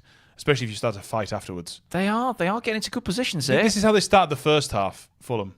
and then obviously Wolves kind of played their way back into it. So they come on down to that. Robinson is a good source of corners here, I think. Yes, it's another one. It's another corner. He is doing all the wing play down the left-hand side, Anthony Robinson. Playing well. He's a good player. He's a really good player, Anthony Robinson. There's a reason why he's been at good clubs, and Wigan. AC Milan tried to sign him, didn't they, many years ago from Wigan, and Wigan were like, we've got AC Milan on the phone. We don't know what they want. Yeah, very good. Yeah, just a good left back. But yeah, that's another corner. So we're another step closer to that. We only need 2 more now for that 2.7 side. Yeah, we're at 6 it's corners a great in the spot. game. I say ignore the 5 because they're going to get there, and it's too short. But 7 is such a small difference from 5 to 7 in terms of corners. Yeah, especially when they're playing like this. It could land before the hour mark. This is the 7. Well, that would do me. Shall I stop the quiz? Yeah, stop. We've got enough. We've got enough more questions to fit in. So yeah, lots of correct answers there. Starting with Trachini, he's 1. Jesus Law is 2. Alexi 3. Timo 4. O is a new entrant. He's at 5. Viv is 6. Taff 9 is 7. Bright is 8. Shelby 10. Ben 11. Gamer Fafa 12. Navidart is 13 here. Black Dog 14. Swadi Ismail. I think I said 15, is it? Mario 16, Genetics 17, Sabrila Vegas 17, Manuel Alonso is 18, Crave Cottage, we'll give you that. Ronnie is 19, Chi is 20, Koki's 21, Rodri 22, Slissy's already entered, I think. I'm sure I heard Slissy's name earlier.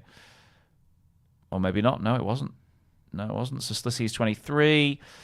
King Austin is 24, Lolo Jones 25, and then you press stop. So 25. I need to get number 25 outside. Give me a moment.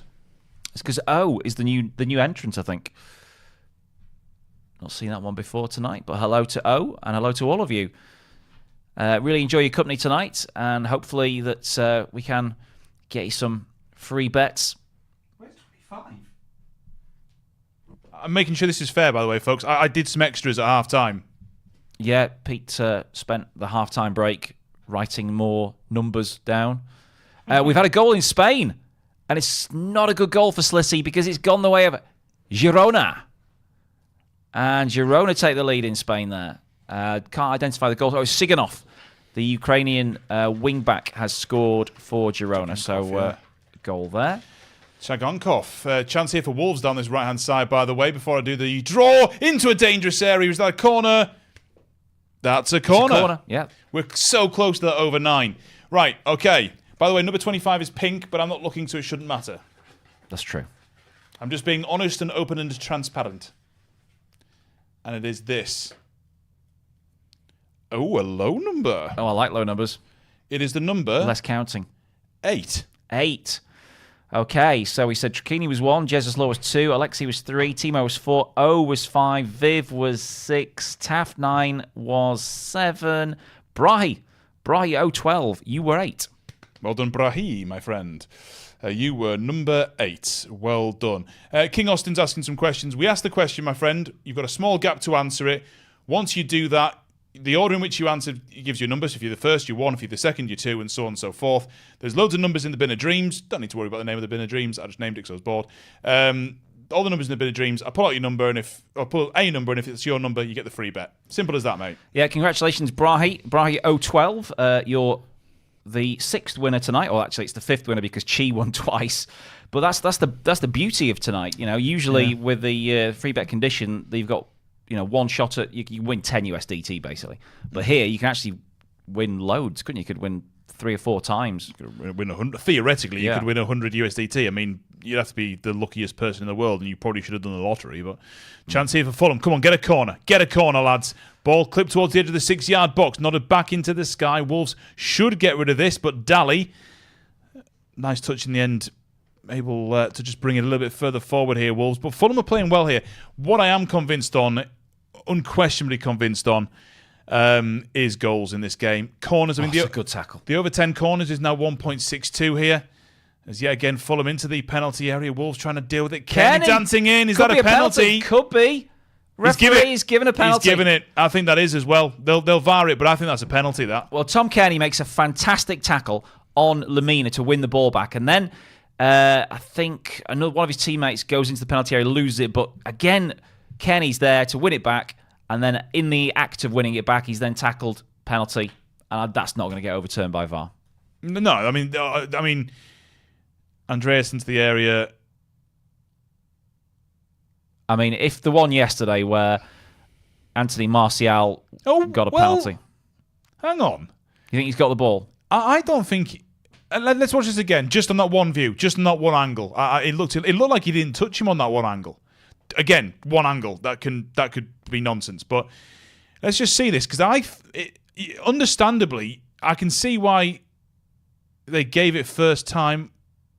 So he does get the ball. Ooh, I don't think he touches him here. He does get the ball, but does he then get the player as well? I don't think... Look at that. Look at that leg there at the back. I think that angle a second ago, I don't think that's a penalty, Does Kearney just try and engineer the contact by leaving his foot there as well? He just tumbles. Yeah. I think that might not be a penalty. There's such a grey area, this now. Yeah. But also, VAR does insane things. So, I mean, if they give it, it wouldn't be a surprise, would it? What do you guys out there think? Do you think penalty? Well, Viv says, that's a dive. Book him. Alexi says, it is not a penalty. And Koki says, please no ref. Yeah, you want Wolves to win, don't you, Koki? But Slissy says, penalty Fulham. And she says... You see, I don't think that's how it's supposed to be. Actually, from that angle... Do you know what? This is what I was saying about angles. From that angle, it looks like the heel might go on top of the foot. But that's from that angle. I just think we're into such a grey area now with these sort of penalties that the referee gives it because he's there in the action, in the thick of it, and he sees what it is. There's no point a VAR official trying to re-referee the same thing when it's so, like this. It's such a tight thing. I don't think the referee's done anything bad there, because I initially thought guaranteed penalty. So it's only when you slow it down when you go, oh, well, maybe not. I mean, for me, you put VAR in a bin, you pour petrol over VAR, and you set fire to it, and then you put it into a rocket, and you fire it into the sun, and then you set fire to the sun. Like, it just destroy VAR. I mean, if someone wants to give me a brick, I'm happy just to go down and do it myself with the brick. Good news for goal backers. Oh, my word, that is not a penalty. That's not a penalty. The penalty's been given. That's not a penalty. It's not a penalty, but... It is. The referee's given it, and I don't see the point in VAR looking over that another 100 million times because it's like that. If the referee gives a penalty for that, then you say, replace the referee. Well, Fulham have scored it. 2-1. And Willian steps up and scores.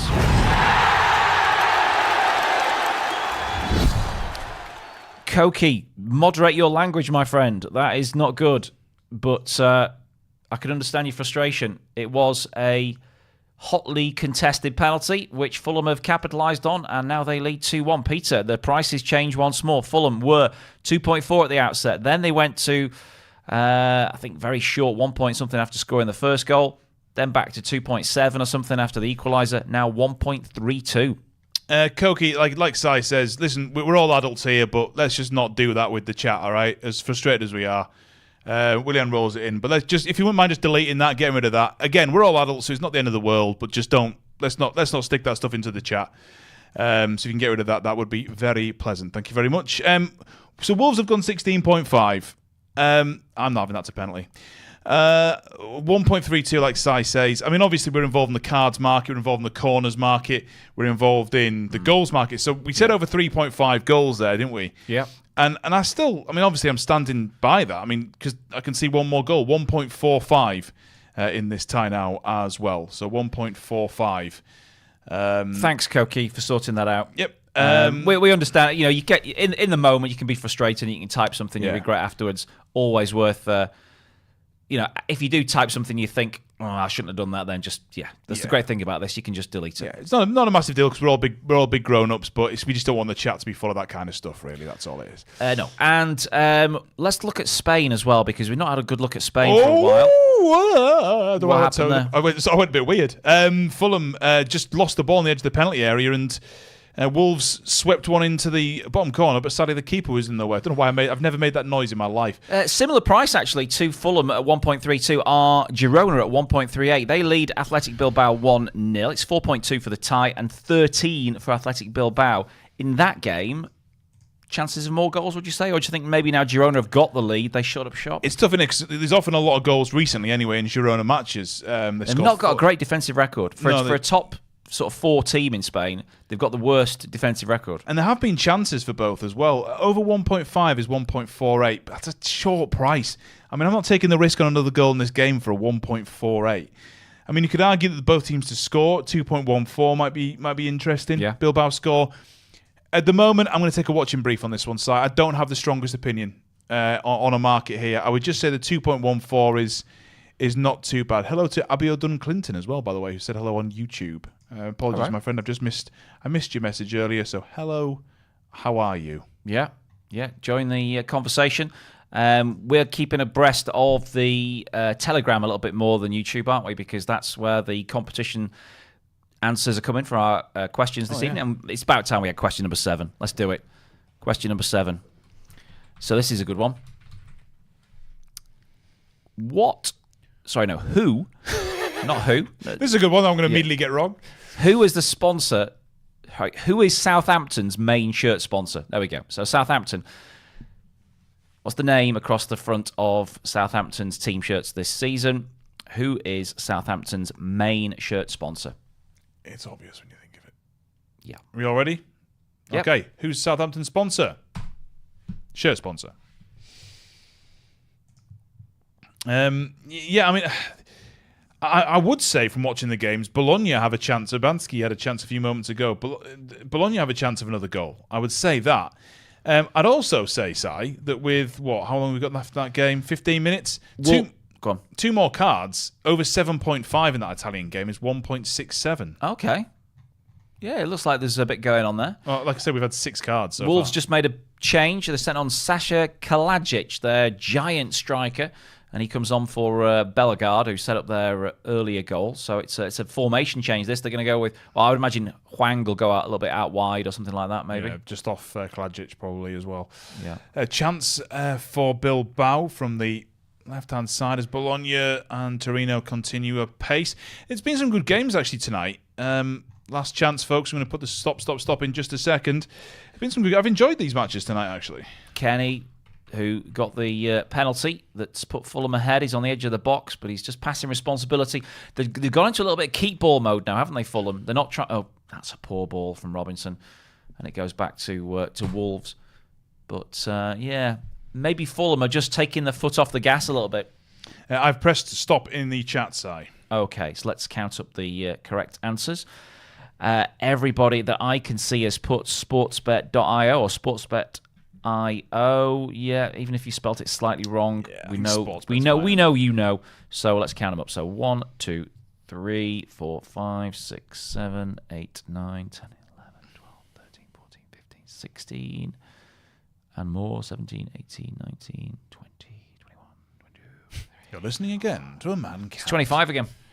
Okay, 25. That means I don't have 25. to add any more in. Remember, 25 is the only pink one in the box. If anyone has any questions, I put that in earlier, and I can't see when I put it in as Fulham tried to swing one in from the right-hand side. I'll do the draw in just a second. Come on, get a corner. Come on, Fulham, get a corner. That's exactly where I want you. Now, again, you were saying about them just slowing everything down, just taking a little bit of pace, a little bit of breath out of everything.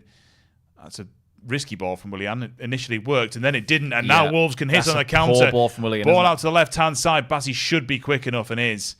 And Leno, this time, should be smarter about what he does with the ball, and is as well. Let's play the Bin of Dreams draw. Yep.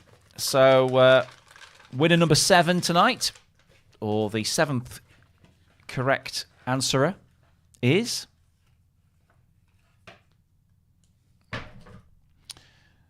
61, I'm only kidding. 19. 19. Okay, I'll count from the top, so it could take a while. Well, if you know it's 25, when you count for the bottom, and then you're only counting fewer. It's like double checking. Okay, 19. There we go. We will get on with that in just a second. But 19, as you can see there. Anyone who wants to check the accuracy of the draw. And I'm now putting 19 back in as well here, everyone. 19. Okay, I'm now counting from the bottom up.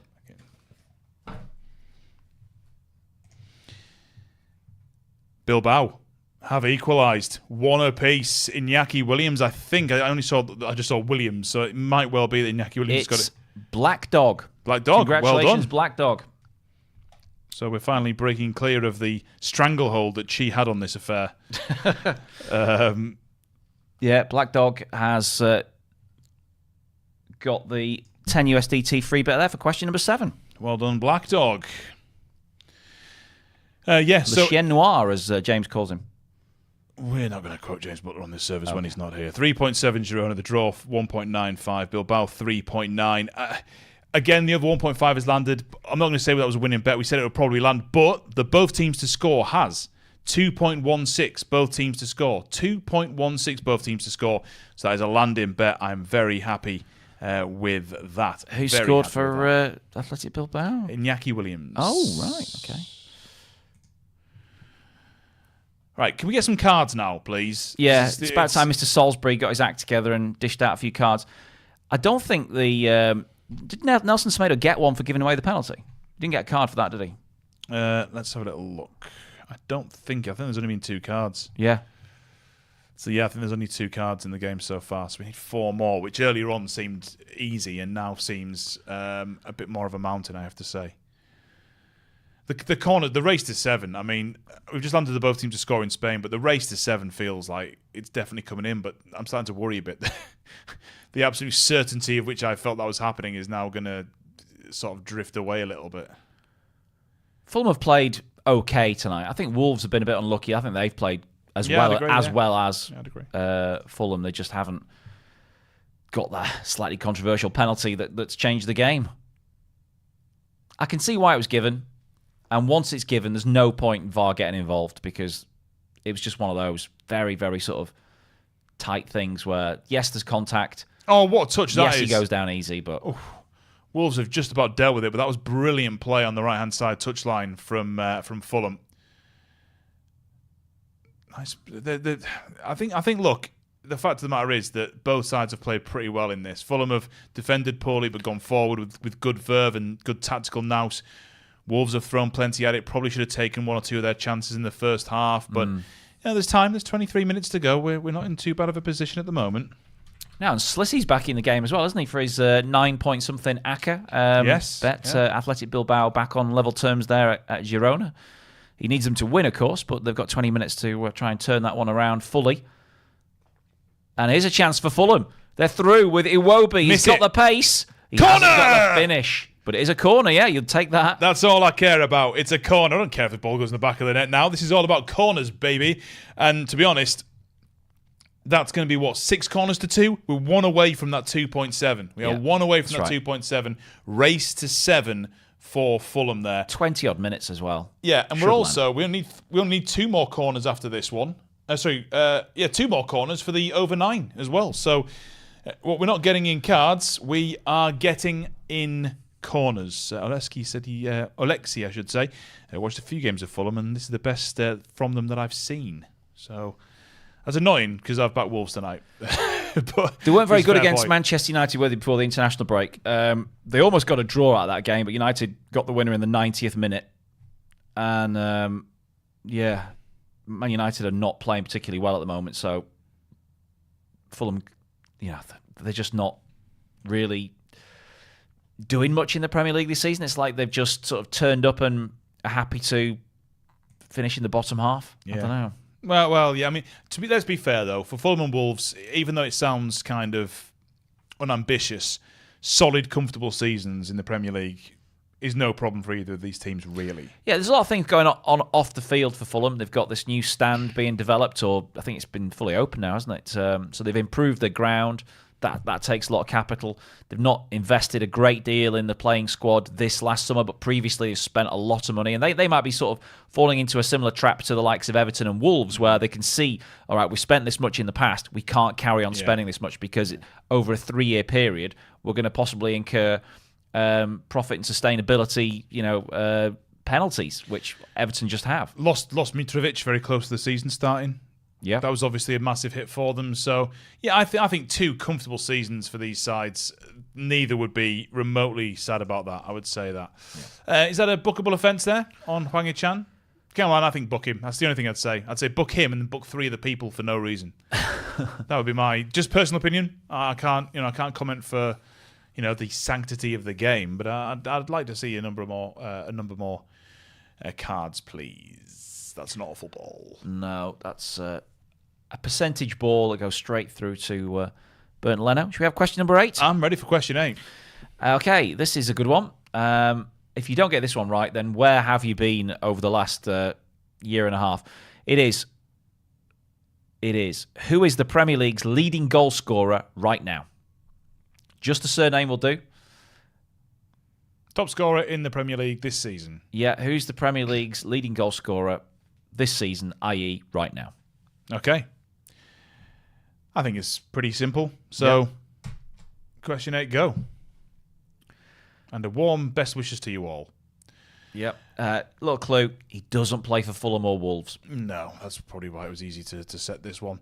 That's a very smart ball around the back here for Wolves. Into a dangerous position. Poor strike that's dealt with pretty simply in the end by Leno. It's one of those that's a great ball, but you're shooting from a weird angle and there's no pullback, so it's kind of what do you do from that position? But yeah, he's a midfielder, isn't he? He's not got those goal-scoring instincts where he would look to go work the keeper, go across him, and then bring other players into play. He's just tried to hit the target, really, hasn't he? It was a hopeful swing, wasn't it? It was a hopeful swing of the boot. Bilbao coming forward. For those of you who've backed Bilbao, since equalising, they've looked very, very good. I mean, Girona will try and set up for the counter, but yeah, since equalising, Bilbao have looked very, very decent in that game. So just worth marking your card with that one because they are, at the moment, pretty dominant. 1, 2, 3, 4. I'm just seeing how many cards we've got in Italy still. 1, 2, 3, 4, 5. That's still 6 at the moment. There's not too much longer in that game left. Yeah, so 50-50 in terms of possession. More shots for Bologna. More shots on target, though, actually, for Torino. Then, as you mentioned, the cards very much in favour of Torino. 4 cards to 2. 3 corners to 2, though, for Bologna in that Serie A game. And then just switching back to the stats in Spain here. Let's see if there's anything developing there. Corners for Athletic Bilbao. That's developing there. 5 corners to 1. Wolves in. Is this a penalty? The referee it's a penalty, says Wolves. Now book everyone. And he's not going to change his mind here, I don't think. Now book everyone. By the way, stop on question 8. Stop. Right, I'm going to press this.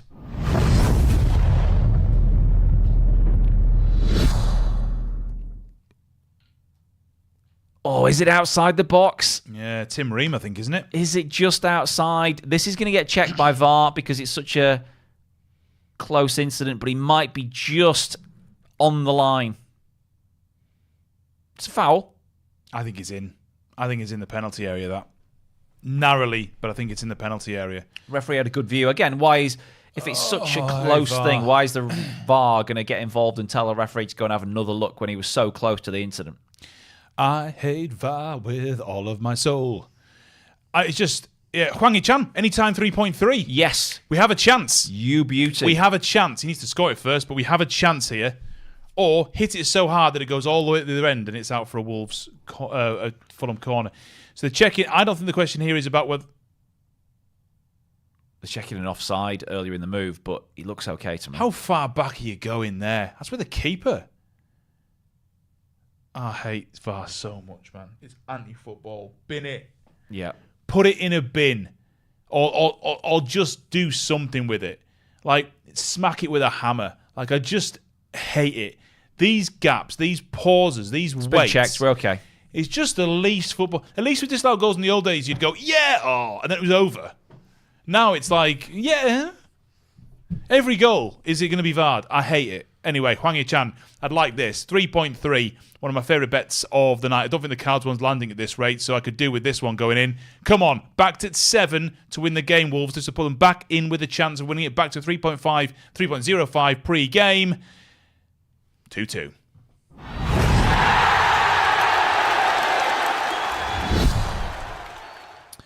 Yeah, nice penalty. Went high and beats Leno into the top corner. And Hwang Hee-chan scores again. This guy is a real talisman, isn't he, for Wolves now? A player who was on the peripheries, not really getting games or not liked by the fans that much, I think, when he first came in. Now he's becoming a sort of go-to guy for him. Yeah, really starting to lead the line. That's one thing that Wolves have needed. They've needed someone up front to be like the pick, the guy to start. Yeah. And Hwang Hee-chan is now. That smashes it right down the middle. So we land our 3.3 Sai, anytime goal scorer. Leno gets a paw to that and will be frustrated he didn't keep it out. The only other thing I'd say is that, again, keep an eye out for him pre-match anytime, because with the form he's in at the moment, I was stunned to get him at 3.3. Yeah, you're right, yeah. So I'm not saying it's going to be that price all the time, obviously. I don't know what price it's going to be for the next game. But just, I have a number of bets that I look at pre-match. X to be carded, X to be carded, X to score. And I would add that to the list at the moment because his price is... Listen, if he was 2.2, I'd have gone, yeah. 2.3. Because that's generally what the prices are, what the odds of a leading striker for any particular team in a game in the Premier League is nowadays. Sometimes, like for Haaland, for example, the answer to our question there, he's a 1 point something. He's barely a 2.0, isn't he? But for most teams, it's going to be 2 point something, and then you see Hwang today, he's 3.3. It's just a value. Just great value. Yeah, I think that's what I'm saying. I think it's really, really good value. And I mean, Pedro Neto, as Alexi says in the chat, is their main man. We're talking goals. I think Neto's got 1 goal this season. I think he's got 6 or 7 assists. But he's got 1 goal so far. And Hwang Hee-chan's been very good. Made this a corner. I think the keeper touched that. Ooh. Right. I'd make that a corner. I'm going back. Well, listen, I've backed Wolves at 3.05 here. And I've backed Wolves at 7. I'm not going to go back at 6. In terms of sensible betting, I'm not going back at 6. There's no point. I'm not going back on them at a price that's lower than I got them at 7, right? However, hang on a second. I'm going to issue their pictures here. However, maybe another goal, 2.2. I think maybe another goal at 2.2 might be the way to go here. 24 correct entries 24? To question number 8, which the answer was, of course, Haaland. Doesn't matter how you spelled it. We know what you meant. Yeah, and I'm gonna just remove. Take out the pink one. Well, if it's the pink one, we'll just redraw. Okay. I mean, it's just as easy to just take it out, but I'm not going to do that. Right, here we go. Everyone ready? Question 8.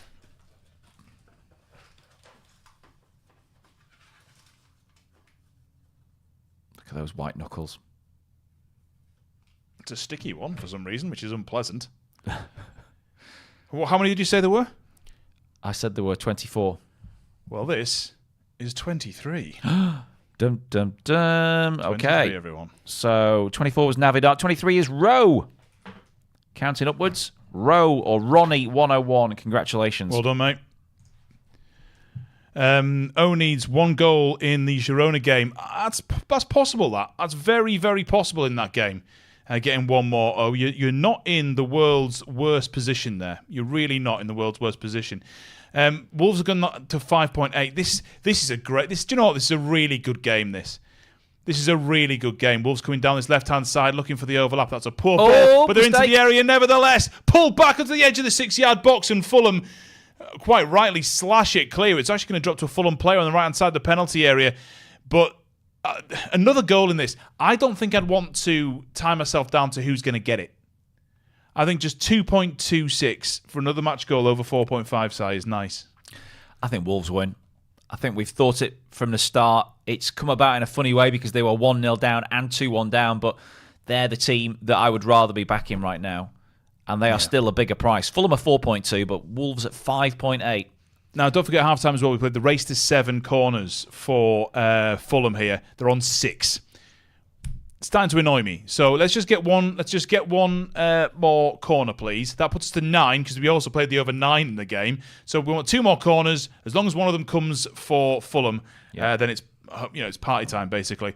Hwang Hee-chan's obviously landed for us any time. Shot towards goal, held in the end by the Wolves keeper. Yeah, we're in a really good. Apart from the cards market, which at the moment looks like a solid gold loser from myself. We're in a decent position, and we've made some money today.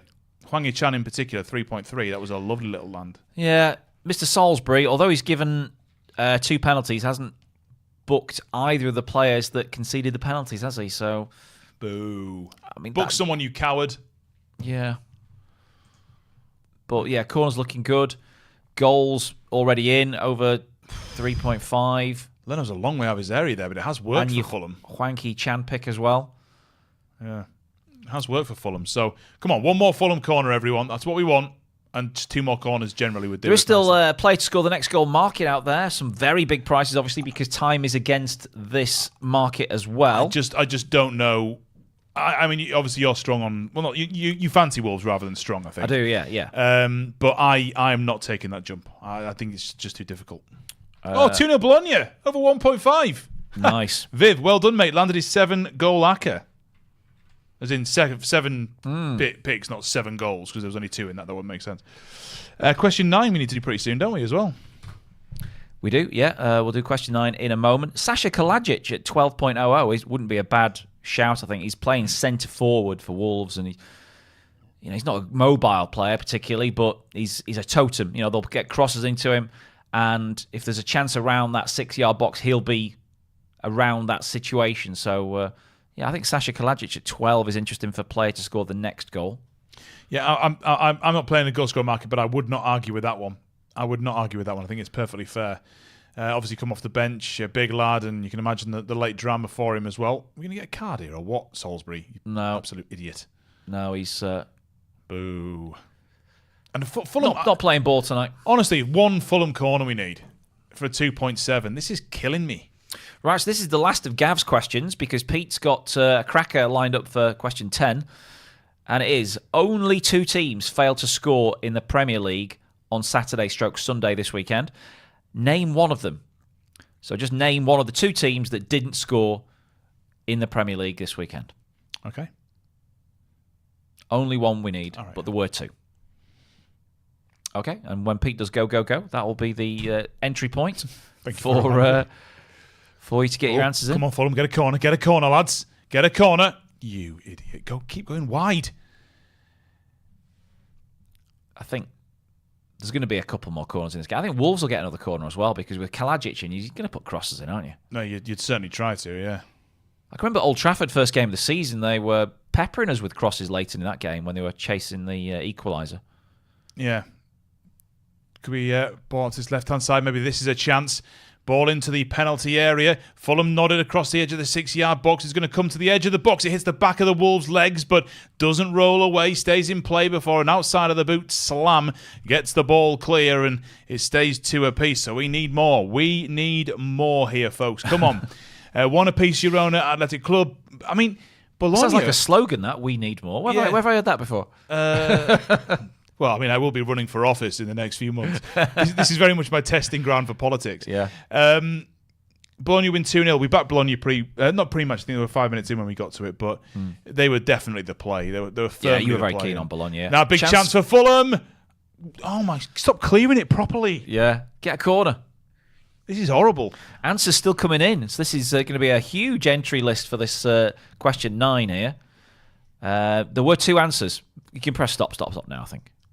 Okay. Let's do it. So there were 2 correct answers. It was Brentford and Everton. So anybody who's put Everton or Brentford is going into the bin of dreams. Alexi, you're 1. King Austin, you are 2. Navidart, you're 3. You're 4.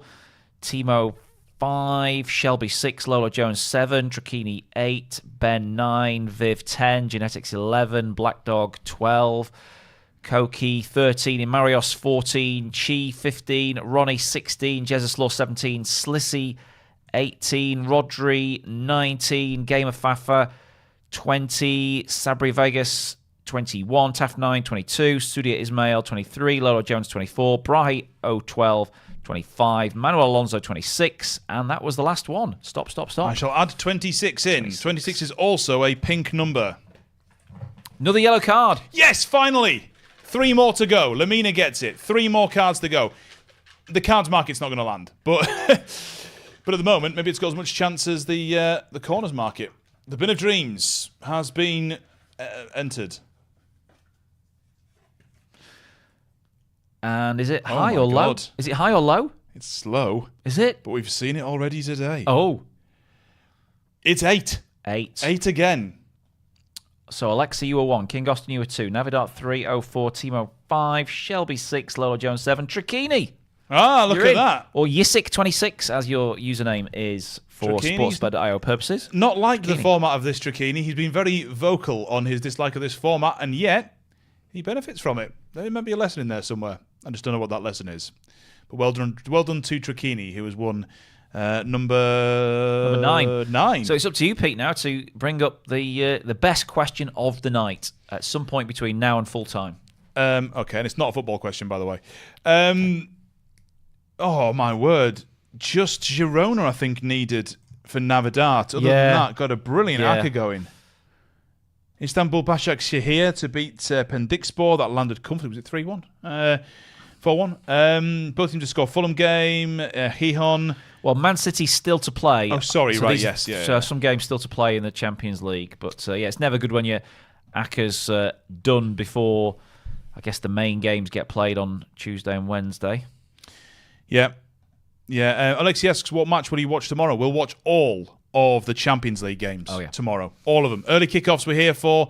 Later kickoffs we're here for. We will be watching all of the Champions League games tomorrow, mate. So that's right, loads of them on. There'll be opportunities to win free bets from the early games that start at 5:45, is it? And then another opportunity for the late games that kick off at 8. So all 8 Champions League games covered here in the Clubhouse tomorrow with Clubhouse TV and sportsbet.io. So hope to see you again. And you might be spending your free bet tomorrow on the Champions League, I guess, because Alexei was one of the winners today. Yeah. I had a question in my head and I forgot. The good news is that Gav's... that's it. That was what I was going to ask. Yeah, that's what I was going to ask. Sorry, that's what I was going to ask. Sorry, I do. You got it. He's got it in his head. Okay. It won't be as good as Gav's question, but I'm just going to ask it. Come on, get a corner. Oh, come on! This is ludicrous. I actually backed this as well. Come on. Harry Wilson, though, he is a proper winger, and I think he will improve the deliveries and the chances of getting corners to Fulham. I mean, that's a good ball. Just need somebody to attack it. Or a Wolves player to knock it behind. Yeah. That's the other thing they need. Or a Wolves player to knock it behind. Shall we do the last question? Yep. Name the next teams that these two teams play. What is the next fixture for Fulham and what is the next fixture for Wolves? Okay. What is Fulham's next fixture, Wolves' next fixture? You can just name the team they're playing. Yep. Everyone happy with that? Everyone ready? No one's going to complain? So you got to name both, yeah? Got to name both. Okay. Please name both. Okay, teams that these are playing next. Ready? Everyone good? Everyone understand? Not a difficult question. Let's roll. Let's roll. Go, go, go. And one last chance tonight then to land a 10 USDT free bet courtesy of sportsbet.io. And there's been some...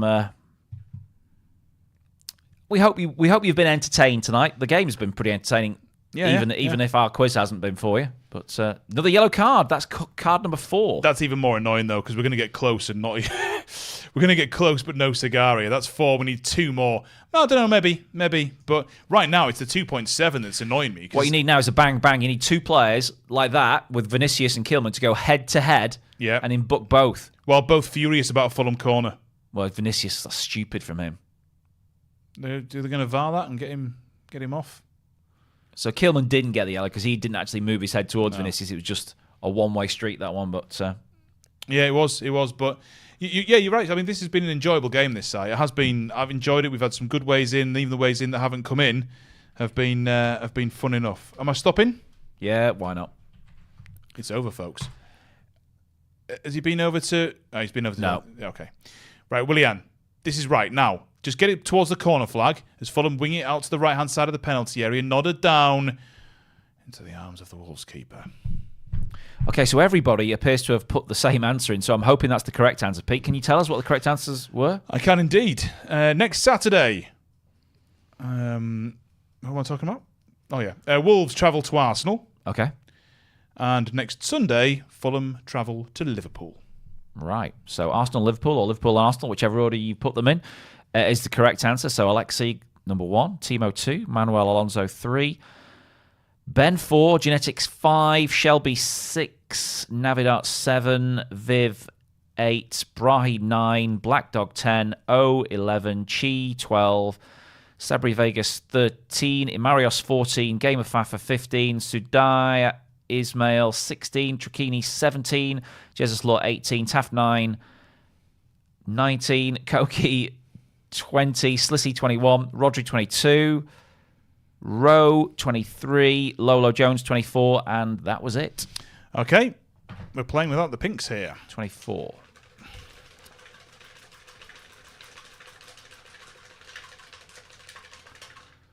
Chance for a corner for Fulham.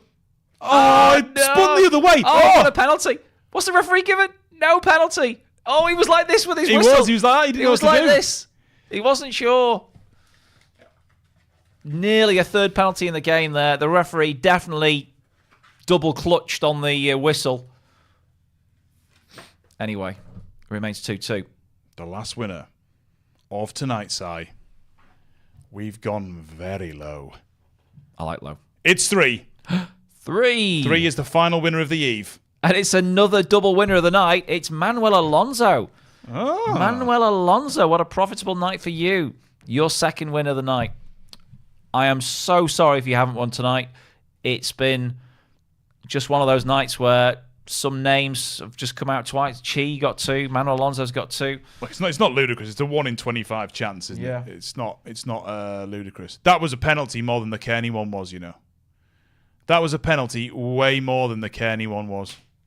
Yeah, it was, yeah. Not given in the end, though, folks. Oh, the VAR in it. I think that's a penalty. Nah, not for me. Not for me. No? His leg's already that. Oh, maybe. Now see it again, maybe.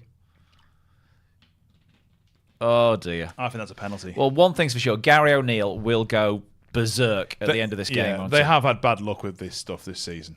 But I think they had bad luck with the first, and if they give this, it's fair. So, I don't know. It's tough. Premier League football, baby. 3 penalty Monday Night Football. Would you believe it? Of course, yeah. Unders. Imagine if it's saved and pushed wide for a corner. Oh, my word. Can you imagine, Si? 95th minute as well. 96th minute, I think, now in Spain. Girona 1, Athletic Bilbao 1. So, time almost up there. We're in stoppage time in London at Craven Cottage, and we're seeing this again. Harry Wilson isn't it? So it's the substitute who goes down. Just waiting on old Mickey Salisbury to get the heads up here. They're going to send him over to the screen, aren't they? Yep, here he goes. Over to the screen. Oh, Mickey, come on. Gary O'Neill is, well, I've got to say, I think you can't argue. If it's given, I don't think you can argue with that one. I think the Kearney one, you can definitely argue with. I think with that one, you can't, in my opinion. So, yeah, he's watching the screen at the moment. Imagine if this is how we get our last corner. Oh, my word. Can you imagine the absolute joy? Doesn't get the ball. His knee possibly catches. I think it's Wilson, isn't it, who goes down? He's going to give a penalty. Manuel, it is 2 free bets, mate. Yeah, 2 individual bets, so 2 times 10.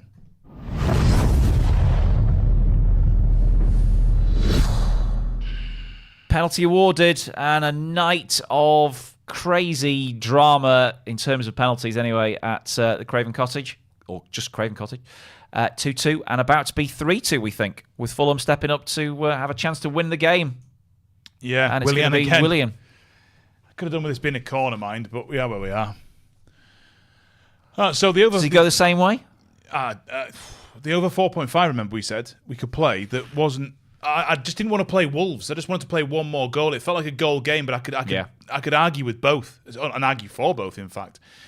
So Willian, I think a fair few of you put in the chat what happens here. We're a minute behind on our stream at the moment. Willian steps up, little bit of a dance, slots it bottom corner.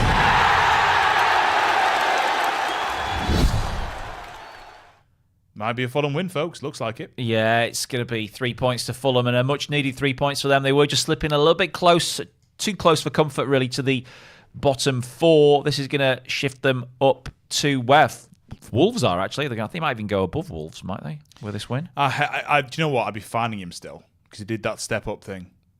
Immediate fine, 1 week fine. Fulham go 15, same points, 15 points each for Wolves and Fulham at the end of this one. Got to feel sorry for Wolves a little bit, but they I think the second one is a penalty as well now. I think that one there. The second one definitely is, yeah. Second one definitely is. The first, meh. I mean, we're going to get another probably 4 or 5 on. I mean, there was 7 minutes added. We'll probably get another 4, I'd imagine. Gary O'Neill watching it on his monitor. Doesn't make. I mean, he'll be thinking, what can he say to the media after this one? But yeah, you see, that angle makes it look like it's not, but it I thought that definitely was. Mario says, what's with the penalty kicks? Yeah, no, we've had 5 goals in this game, and 3 of them have come from the spot, which is pretty odd. And I'm right in saying the referee gave the first 2, but not the last one. So the referee gave the first. He gave the Kenny one, yeah. And he gave the Huang one. The first 2 were confirmed, checked. Yeah, and that one was he was told. Yeah, but the first 2 were confirmed. Yeah. Late change here. I think Lukic on for these last few minutes. Yeah, replacing Tom Kearney, who's had a good game. Such a good player. Honestly, such a good player. Should have been in the Premier League a lot earlier than he was, Tom Kearney. But just got a couple of horrible injuries, and he was just never able to properly get going. Yeah, well done, by the way. We had was it 2 double winners we had today? We did. Chi and Manuel Alonso. Manuel, yeah. And we had Tricchini won 1. Black Dog won 1. I'm trying to do the top of my head here. Ronnie won Rowe, 1. as he likes to be called. O? No, O didn't get one. No, didn't get one. No. Yeah, so I'll just give you the full list here. So Chi won the first, then Alexei second, then Gamer Fafa the third, Chi again for the fourth, Manuel Alonso with the fifth, Brahi with the sixth, Black Dog with the seventh, Rowe with the eighth, Tricchini with the ninth, and Manuel Alonso again with the 10th. And I'm just sending the email now. Sending the email now. So hopefully the folks at Sportsbet will get onto that fairly soon. Again, any questions, any further follow-up on that, honestly, me and Si have no power. We can give the free bets away in terms of we can do all that, but we have, once it gets to the actual process customer of it, support, is it? Or I think it's just support, isn't it? And you can sometimes pop a question into the Telegram, and there is someone from Sportsbet who goes over that, I think, every day, just has a quick look. So there is that for you as well. But we have no power. Zero power. And we're lucky that there's actual electricity in this room. But yeah, zero power. Ball down this left-hand side for Fulham. Come on, this is a perfect chance of a corner. Ball into the area. Oh, you stop clearing it in the right direction. You're doing the right thing for you, but you're doing the wrong thing for me. So stop it, because it's annoying. Going to be a Fulham throw down this left-hand side. Wonder how many extra minutes. We might get 3 maybe? 3 or 4 maximum. Yeah, not much. I mean, I suppose there was a little bit of VAR time, but I can't remember any major injuries in the second half that's going to add too much stoppage time. Wolves trying to just curl the ball forward. Fulham slamming the ball forward. Just get it down by a corner flag. And just flick it off a Wolves player. And that'll be fine. It's not going to land over 9. The over 9's not going to land. The cards market's definitely not going to land. So really, as we get late on in this, it's been maybe a medium night rather than a good one. Although Fulham may have won the ball here on the halfway line. This is better. And for me anyway, scooped up towards the halfway line. And then Fulham and Wolves battle it out. Harry Wilson, I think, is surely fouled there. And it would appear so. Marco Silva just strolling up and down the touchline. Rub of that greying thick mop. Ah, come on, lads. Come on. Last chance, Pete. Very much last chance. Thank you, everyone, by the way, for your company today. We're not done yet, but thank you for being with us. Yes. Might not have seen the we are, of course, back from 5:30 tomorrow with previews of the Champions League early games, and the games get underway at 5:45. And it will be Peter in the studio with James, is it? I don't know. I was hoping it was you, but if it's James, then I might not come. We'll have to wait and see. Okay, I think it is James. Now Fulham. Now Fulham into the penalty. Oh, you. Corner. What happened to the corner flag? This was a tried and tested system. Hundreds of years of football, or whatever it is. And you're not going to take it to the corner flag? Yeah, that is a great way of wasting time. And why are you not doing it? Yeah, we'll have to wait and see. But Wolves pick it up here. It'd be incredible if Wolves can grab one from this point. I think it's unlikely, but that's a ridiculous ball and smashed right through the Fulham back line and out for a goal kick. And Gary O'Neill looks pretty glum. Yeah, this is a game which will hurt, I suppose, because of the penalty decisions that have gone against them. Have they been good enough, though, for the 3 points? No. Have they been good enough for a draw? Maybe. Yeah, I'd say maybe is the fairest way of putting that. Not definitely, but maybe. And Fulham, look, you don't have to play brilliantly all the time, but Fulham have played pretty well today. They've gone pretty solidly. Yeah, they've just turned the form around a little bit with this. They were in poor form, 3 wins at, 1 point from the last 4 games coming into this, so they desperately needed the win. And despite some poor defending, they've scored 3 goals, so they've won the game. So, yeah, they could be happy with that. Referee, is he going to issue another yellow card here? No. Yeah, it'd be a bit harsh to issue a yellow card from this point, I think. Thread it. Oh, they sent the goalkeeper up. Jose Fun and going games. up. Fun and games. Imagine this. I don't think it's going to happen, but imagine Jose Sarr scoring here. Big punt of the ball, edge of the penalty area. Nodded up into the sky. Wolves just got to try and find a route of a shot really here. Ball played in low. It's not a bad one. It's still bouncing around. No! They want a penalty. They're claiming a penalty. No one at the moment seems interested in Hwang Hee-chan. Just slides one over the bar from range. There's a shake of the head from the referee. Was it for handball? They wanted a handball there, yeah. Was it handball? He just told them to go away. But VAR will check it. Of course, VAR will check it. No, it's not his. It's not his. I was looking at the wrong player, so I Harrison missed that Reed entirely. is. Yeah. Right. Yeah. No penalty. Oh, now they'll take all the time in the world on their own, toward their own goal line, won't you? Selfish. Every single one of you Fulham players. Selfish. Sick of it. Absolutely sick of all of you. Should be ashamed. Not getting that 7th corner. That's all I wanted. Just a 7th corner. You've done pretty well tonight, though, Pete. I think goals-wise. The in-play corners didn't land. The in-play cards and the pre-match cards didn't land. Wolves didn't land. Bologna landed. Yeah. The over 4.5 goals landed. Hwang Hee-chan landed. Yeah, that was a good one. But yeah, I think it'd be okay to call that an okay but not great night, I'd say. Well, yeah, it's one game though, isn't it? You know. Yeah. I'm back tomorrow, so plenty of chances for me tomorrow. And it is all over. The full-time whistle goes at Craven Cottage, and Fulham have won.